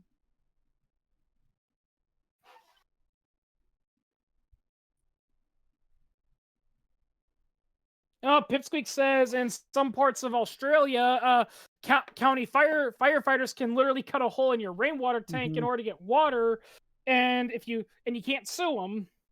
Yeah, they have qualified immunity without having a duty of care. Yeah. Yeah, I've actually heard that. Even firefighters have qualified immunity, so they can do some bad, so they can get away with doing bad stuff too. And believe me, fire departments can be corrupt. I can tell you stories about my local one. Yeah. My favorite was when it was like $45,000 a year of taxpayers' money for upkeep on the station's Dalmatian. Now, first of all, you might wonder why you would actually need a Dalmatian to begin with. The second thing you might wonder is why upkeep on one would cost $45,000 a year. But both of those are going to pale to what you're going to think when I tell you that they never had a Dalmatian. Unless they had a statue of a Dalmatian that needed constant polishing, and it can't be any polish. It's got to be this fancy, expensive stuff. No. Yeah. Nope. No Dalmatian. Kind of reminds me of that story I read about in the UK where there was that one guy who was in Parliament and he was caught taking 100,000 British pounds, which he can do as a as a minister, and they found out, what did you take £100,000 for? And they discovered he did it because he wanted to renovate his house. But here's the funny thing. It wasn't his house, the one he lives in. It was the house he had for his ducks. Mm-hmm. Yeah. Yeah, I know. It cost him his political career because everyone was like, you took that amount of money to have your ducks. Privatize all police. So, but we privatized the fire department a long time ago, and they would fight and deliberately sabotage each other's firefighting tactics. That's what I hear a lot about. Yeah, I haven't ever seen a source on that. Yeah. Only time they ever gave us was whatever it was, North Fulton or whatever it was, and it ended up being a city fire department, not a private one. Yeah. Oh yeah, right. Yeah, that one that the fire department refused, to do because he couldn't pay the fee, but it was actually, a government one, and the reason was because he technically didn't live in the county, and he had to pay. So if you wanted their service, you had to pay, a tax or something, which he didn't do. But he did say, look, I can pay you right now. I can pay the tax right now. Can you put out the fire? And they were like, nope, you didn't pay the tax. You were supposed to pay it in your taxes. Well, they were legally prohibited from putting out the fire. Yeah. It was actually city ordinance. Yeah, so they let the fire burnt, and if I recall correctly, that farmer lost his house, several of his dogs, I think, lost a lot of stuff.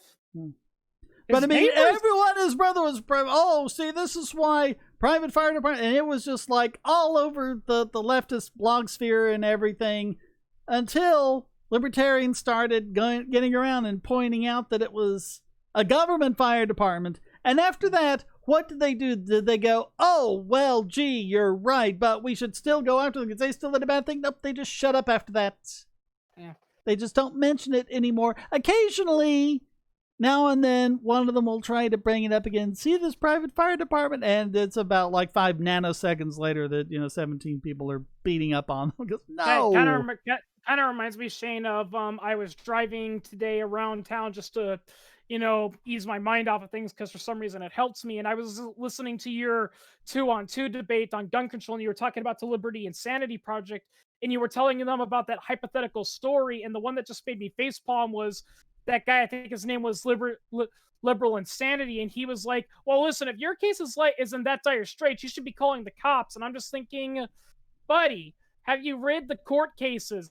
There have been plenty of cases of the cops doing shit to help people.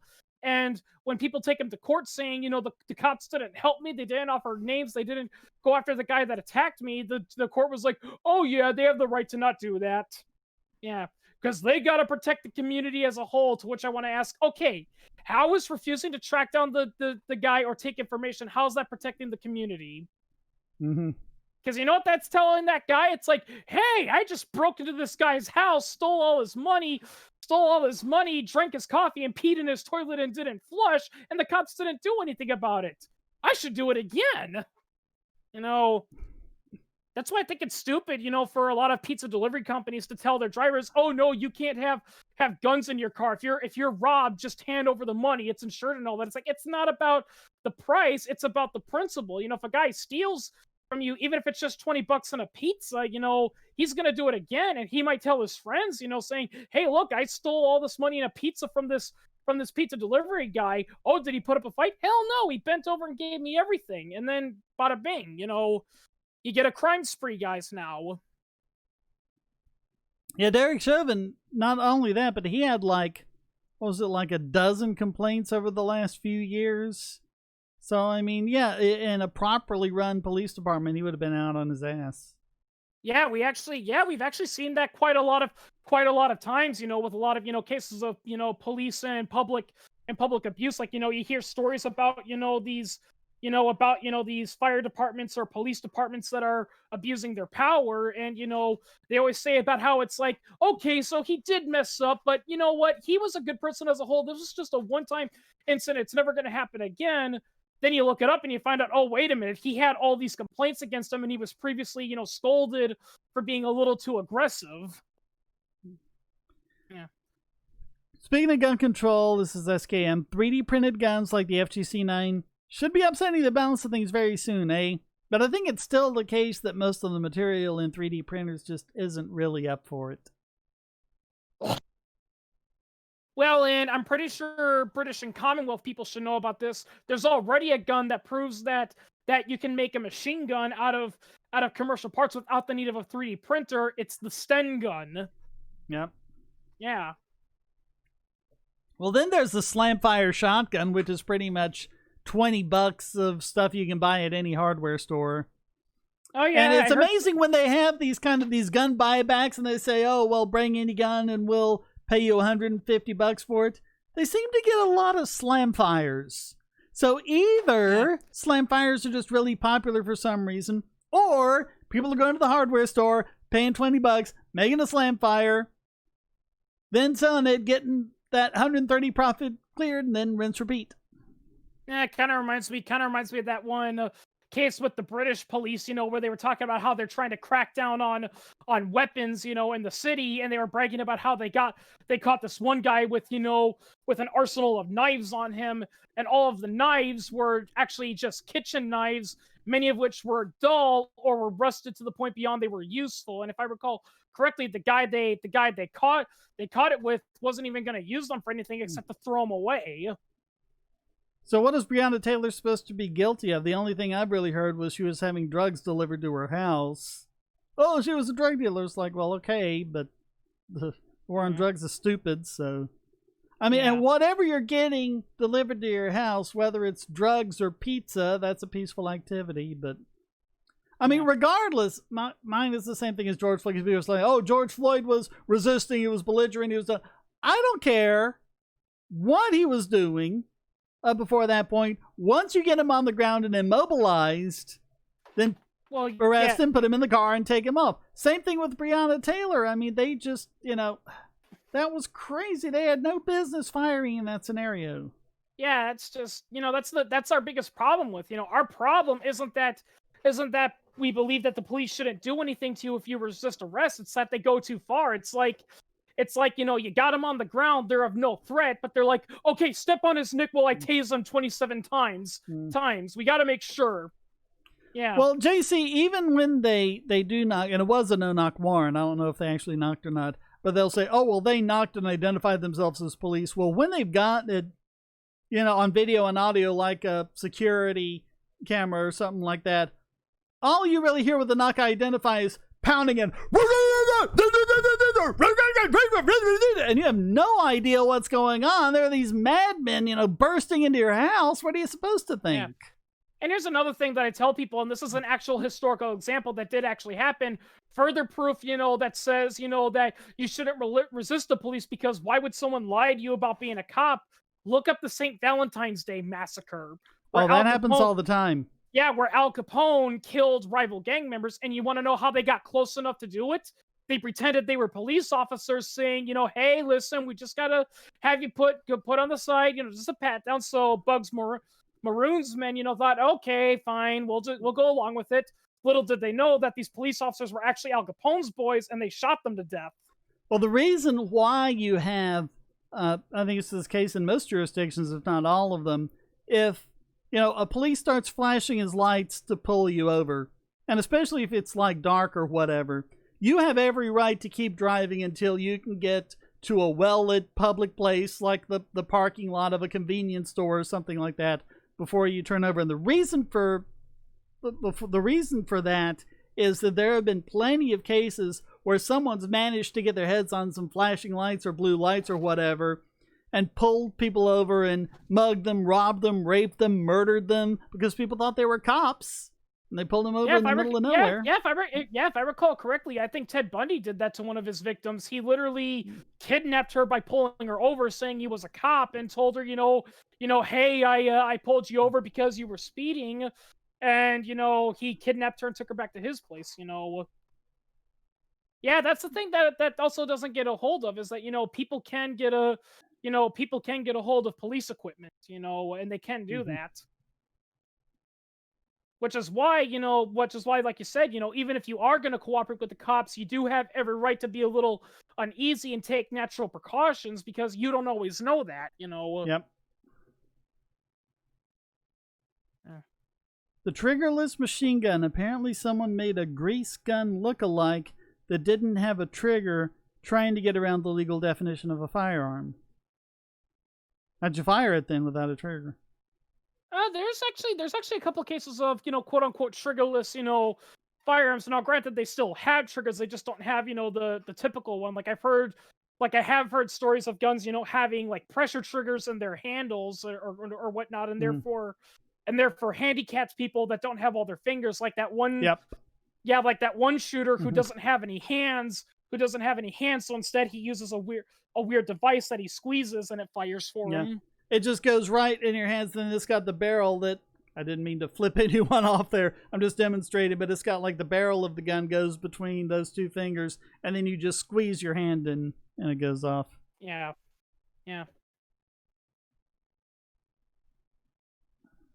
But yeah, it's like. Well, see, they shouldn't even have no knocks in the first place. That's just something. And the only justification for it is they say, well, if we knock, it might give them time to destroy evidence. Like, okay, what kind of evidence would you be able to destroy? Would you be able to destroy evidence of a murder? No. Kidnapping? No. Any kind of thing that should be a crime? No. What are they worried about? They're worried about people flushing drugs down the toilet. That's what it is. This is all the war on drugs, people. Yeah. That's all it is. It's pretty funny about flushing drugs down the toilet, because it's like, I saw a joke like that one time where a guy gets where one guy gets pulled over and where one cop is actually agreeing that it's stupid, because it's like, and besides, if you try to flush the drugs down the toilet, all you're gonna get is a clogged toilet, and you're not gonna be able to call the plumber, because you don't want the plumber finding out. And his buddy was like, yeah, how do you know this? And the cop was like, I heard it. Yeah. Well, the cops will be able to snake the drain and. Yeah. Oh yeah, that too. It's like, oh, we don't want them flushing it down the toilet. It's like, so you can't call a plumber. You can't shut off their plumbing and retrieve it from the tap. Yeah, it's like, yeah, I can imagine. Then they'd be like, no, that means we'd have to work. Yeah. It was an open bolt, so you insert the magazine, pull the bolt back, and let it go, and the thing would keep firing until the mag was empty. That sounds really dangerous. Yeah. Kind of reminds me of when you were talking about crypto, encryption, and there was those tech guys that were like, well, yeah, we could have, implemented better encryption on our devices so our customer security would be better, but that would require more work and effort. And it's like, oh, so you don't want strong encryption because then you'd have to actually work. Yeah. Yeah, but that's the thing about gun laws. If you're going to break them, you might as well break them big. Yeah. Oh yeah, there was that one guy in the UK, built that weapon called the Ludi submachine gun, and it wasn't the best gun in the world, but he said that wasn't the point. The whole point of making that gun was to show that enforcing a firearms law is next to impossible, because people can still make them. Even if you ban all guns from coming into the country, people are still going to get a hold of them. They're going to either steal them from police or the military, or they're going to make them themselves. And it's pretty funny because people are like, steal from the military? That's impossible. Those places are guarded. It's like, yeah, try telling that to San Diego when that one guy, snuck into Camp Pendleton and stole an M60 tank from a Marine base. Or was it National Guard? I can't remember. And yes, that actually did happen. There was a guy in San Diego who stole an M60 tank and went on a rampage in San Diego. Yeah. Yeah, forget about the T-Rex. Yeah, knocks are pointless because they just bust in after like 3 seconds. Yeah, if that, they just start pounding on the door and then burst through. Yeah. And the worst part is like, even if they do get the wrong house, it's like, okay, we destroyed your entire house, but we didn't see anything. Okay. I actually saw an episode of Legal Eagle like that one time where there was a guy who was holed up in these one people's house, and there was nobody in the house. The dogs and the kid were, escaped, when the guy brought in there, and the cop felt, okay, we've got the guy cornered. Let's blow the house up. Let's blow all these holes in the house so we can get the guy. Yeah, and I think that case is a perfect example of what I said earlier, is that here's how the police should prioritize, how they protect. First, they protect the lives of the public. If the lives of the public aren't at stake, then they focus on protecting the property of the public. And if that's not a problem, then they can focus on protecting their officers. Because, look, I understand you want to protect your guys, but here's the thing. They signed up for that kind of work. They signed up for that kind of work, because, that's the thing, Well, that's the thing. They hold, if anything, officers should be held to a higher standard than the public, but an officer can pull someone over and claim he panicked and shoot a 2-year-old in the back seat and get away with it. And I'm not making that up. That actually happened like up the road from me in Concord. And just completely get away with it. But then, something like Kyle Rittenhouse happens, or it's a clear case of self-defense, and it's like, well, they should have handled their weapons better. It's like, what? Why are citizens being held to a higher standard of self-defense and weapons discharge than the police? That's backwards. I will say this, Shane, it kind of reminds me of, I was talking about this, maybe you should make a quickie on it, but I don't know what you would call it. But it's where someone tries to point out, free markets are bad because this one company did this and they were found guilty and, they were punished and all that. But that ironically proves what we're saying, because that's another beauty about the free market. If the free market does something like that, they get punished for it. And one example I bring up all the time that a lot of people bring up is with mercenaries. It's like, yeah, but remember that incident where those Blackwater guys open fired on a crowd and killed dozens of innocent people? And I'm like, yeah, they did do that. And you know what happened? They got arrested and charged with manslaughter. Now, if the U.S. military did that, what's going to happen? Nothing. I'm not sure, because the typos what JC is trying to say here. I've seen a lot of Pro 2A guys say that Breonna Taylor's boyfriend should have had right to defend himself from the cops. These people sound like neocon fuds to me. I don't know if they're saying if he should or shouldn't have been able to defend himself from the cops. But someone bursts in like that, can you really be sure they're cops? I mean, it's just in a situation where you have to defend yourself.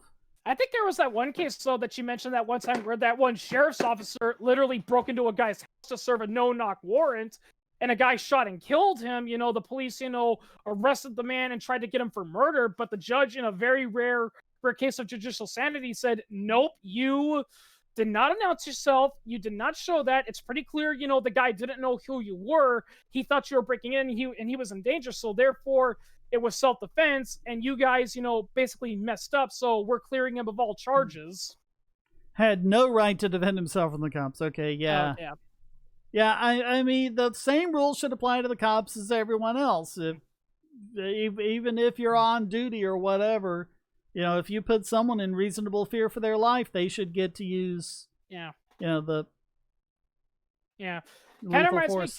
Kind of reminds me of this one funny joke I saw about it. It was called like this lawyer comedian who was like, you see, here's how you handle, law enforcement. If it's your local cops, and you think you did nothing wrong, well, cooperate, get a lawyer, and don't do anything stupid, and just be cooperative and prove them wrong. If they're state police, you should probably do what they say, but keep an eye and make sure, you videotape them or whatever to make sure that they can be held accountable.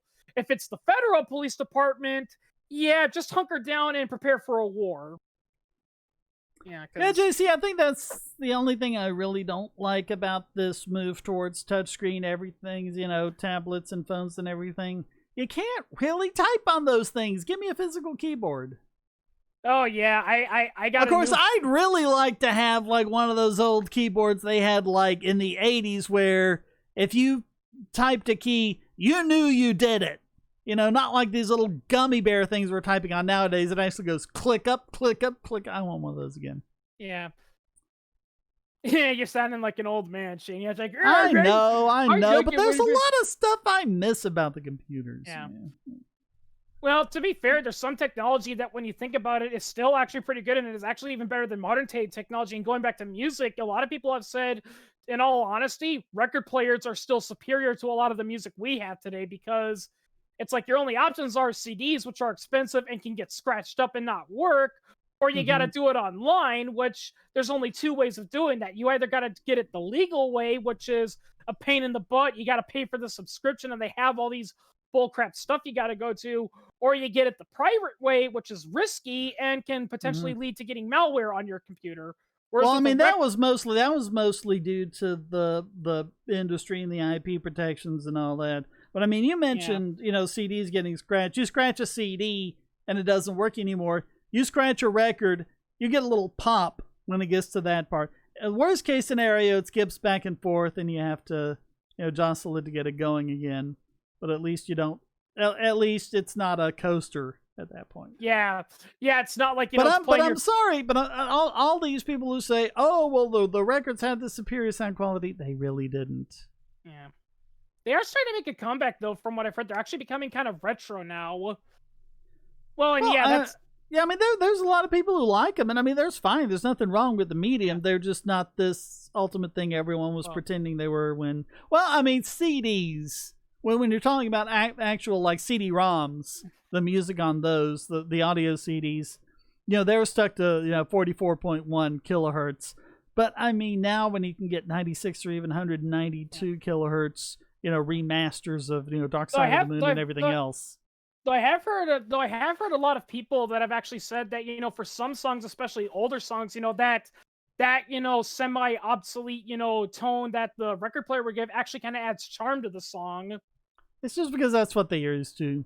Yeah, that's what they're used to hearing, and so when you don't, I mean, like by every objective standard, not having grain in your films and having a higher frame rate should make for a superior viewing experience. But people were so used to grainy film at 24 frames a second, that when they started releasing the digital movies at a higher frame rate, things just didn't look right to them. Yeah, and speaking of which, I was watching an interesting video about video games, and they were talking about how there's some people that were claiming that video games, can potentially cause, photosensitive seizures, which doesn't happen. It's rare and it's easily treatable. But it was later found out that actually it turns out that the reason why people got, seizures from video games back in the day had nothing to do with the games. It was actually the TV and arcade screens because of how they worked. Yeah, mechanical keyboards are still around. Yeah, but they're $150. Yeah. It's one thing I wish they have on computers nowadays that I really wish they would have. They should have some way of, if there's a problem with your computer, they should just flat out say, here is what's wrong with it. Don't give me this whole of, the computer's having troubleshooting the JavaScript and all that. It's like, I don't know what the hell it is. Just tell me what's wrong. If my internet's not working, just tell me my internet's not working. JC, you can get full QWERTY keyboards like I use SwiftKey, which apparently has been bought up by Microsoft. Everything's being bought up by Microsoft, I guess. Laserdisc. Oh yeah, I saw a video about Laserdisc. Yeah, that's the best one. Yeah, because I totally wanna watch my movies on a device that's bigger than the TV itself. Yeah. Yeah, I've seen they weren't any better quality, really. Yeah. Yeah, I've seen videos of those old Laserdisc, things. Those things are huge. Yeah. Like I said earlier, they're almost as big as some of the TVs you would play them on. They were basically the size of LPs. Yeah. Actually, and you had to stop. Like if you were watching a movie, you would have to stop in the middle of the movie, go over, turn it over, and then play the rest of the disc from the other side. Also, I saw this one video game channel, and it was being hosted by a guy who's actually as old as you are, Shane, but surprisingly, he still loves playing modern games and all that. And, and he jokingly said, a lot of people are complaining about Steam and how it's a pain in the butt to set up their video games. He's like, well, at least just be lucky you didn't grow up in the early 80s, because back in my day, the video game consoles, the way you set them up is you didn't just plug them in. You had these little pitchforks at the end, and there were, some screws on the back of your TV. You had to loosen up those screws, insert the forks underneath the screws, tighten them up, and even then it wouldn't it would still be glitchy, and you'd have to fiddle with it a lot. Yep, I remember those. Yeah. Yeah, AVGN, the Angry Video Game Nerd, when he was reviewing Pong consoles, he talked about that. And he said those things come from the devil. In fact, those things were such a pain in the ass that there actually was a little there was a plugin that actually lets you bypass that. It's basically something where I don't know what it was called. He just showed it, but you plug it, but you screw it into the coaxial AC system in your TV. Then you just plug the game in, and you don't have to screw in the pitchforks. Well, what was happened was, because the older TVs didn't have the F connectors that you just screwed the coaxial cable directly onto, you actually used the little forks and the screws to put your antenna on. And so if you had a TV that didn't have an F connector, that you had to get that adapter and you screwed on the F connector, and then you could twist the cable onto the F connector from there. Yeah. Oh, I remember running games under DOS. Oh, yeah. Things were better on the Amiga. Yeah. I miss the Amiga. Yeah, speaking of computers and all that, I was watching a video one time, and there was a lot of people that are saying, that in all honesty, in the age of the internet, privacy doesn't matter anymore because it's impossible. And I'm just thinking, well, you know what? The internet could have still protected your privacy if the government didn't force, the original developers of the internet to make it open. Because, like, I think you said that, is that originally they wanted the internet to be much more secure and, and run on a different platform, so the IP address couldn't be intercepted. But the government was like, "Oh no, that's too expensive. It'll take too much work. And besides, only a handful of computers are going to use it. It's not like it's going to be this big thing." Yeah, I mean, it was never designed to be this big worldwide network that we all do our banking on. Yeah. It was made so that 20 people in various different places could talk to each other. Yeah. And they all knew each other, and they were all. Yeah. Which, in all honesty, though, still makes me wonder. That still should be a reason why you should, still make it more encrypted. Because, well, what happens if the Russians get a spy in and he's able to become one of the members that has access to it? Basically, put encryption on every layer. That's what they need to do. Yeah. The Wi-Fi is already supposed to be encrypted, but there's some additional things about it where the encryption could stand to be stronger. Every network link at the IP layer encrypted. Encrypt TCP, which we're pretty much already doing, and then encrypt all the protocols. Encrypt everything and have just layers on layers on layers of security. Yeah. So. Actually, this one gaming YouTuber called Guru Larry, he jokingly said, it's one thing I miss about my generation from PC gaming was how it was much easier to open up the computer code and look at it. And some computer programmers, game designers would actually, write little diatribes or rants in their coding. Yep. Yeah, there was this one guy, I can't remember his full name, but he was nicknamed Mad as a Hatter, and he was famous for doing that with his games. He would post these long rants or clues or just literally like personal diaries in the code. Mm-hmm. Yeah. Well, it's 10 o'clock. We need to be wrapping it up, so let's get some final thoughts out. Yeah. Hey, Po Boy, you still with us?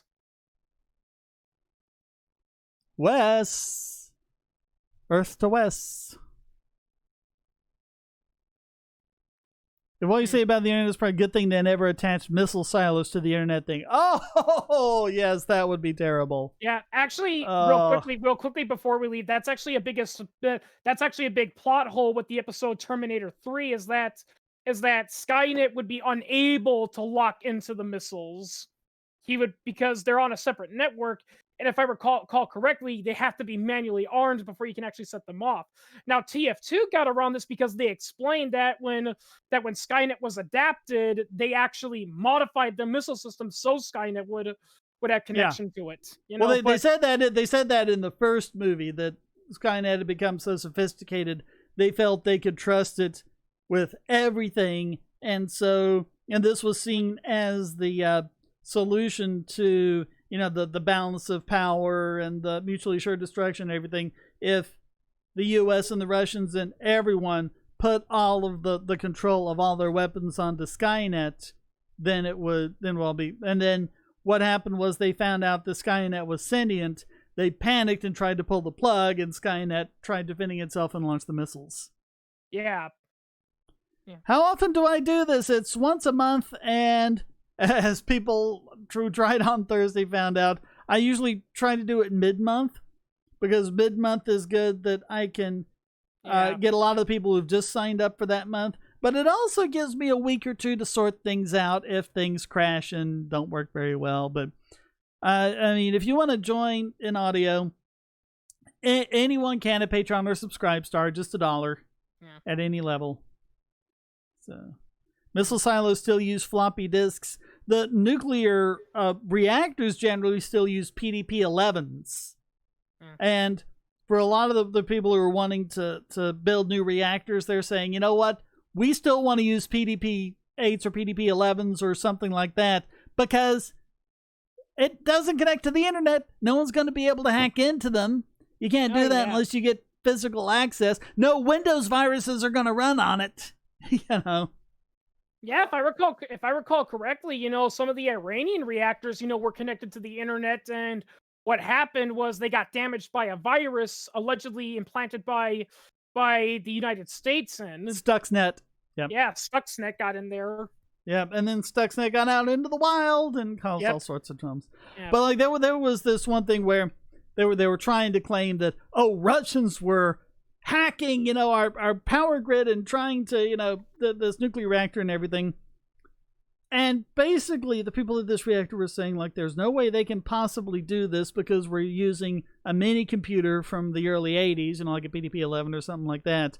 And what had happened was one of the workers had a laptop, and the laptop was running Windows, and he had gotten some malware because he had visited an infected site, you know, just like what happens. But that was close enough for them to say, oh, the Russians hacked this, you know, nuclear reactor. I will say I'll say this real quickly, then we can go. It reminds me of this. I was reading a book. It was called, you know, Jokes That Only Computer Programmers Will Understand. And it shows this little kid on the computer saying, "Mommy, you have a secret admirer. I see an email that says I love you, so I opened it." The I love you virus. Yep. Yeah. That was one of them. Yep. Well, if I recall correctly, it didn't always say I love you. It would also sometimes say, you know, hey, here's that important document you were asking for. Yeah, but the I love you virus was really like the first of the really big Microsoft Word viruses that went around through email. So I wonder what I've done to be recommended this channel. It's rare that the algorithm satisfies these days. Yeah, so that's good, because what I'm hearing, in fact, I just heard from someone, it was either earlier today or yesterday, on a video I had posted months ago, and he was like, why am I only getting this recommendation now? You know, they're just, you know, it's just the favorite sci-fi AI. Marvin. I don't know. Yeah, Marvin. Yeah. Or Data. I hope you all know I'm feeling very depressed. Here I am, brain the size of an entire planet, and they want me to take you to the bridge. You call that job satisfaction? Because I don't. And me with this terrible pain and all the diodes down my left side. Yep. Yeah. Okay, well, I'll let you go, Shane. All right, thank you so much. Thanks to those of you who sent the super chats in. That really helps more than you know. I don't know if Wes is still there, so we can get a goodbye for him. It looks like Chris just went away. So thanks, everyone. Look at the links on the screen. You can donate. Why don't I have that up there? I should have that up there. Donate.bogosity.tv. All sorts of different ways to donate. And you can also join Patreon and Subscribestar and join in on these. So we'll see y'all next month. Until then, stay strong and be free.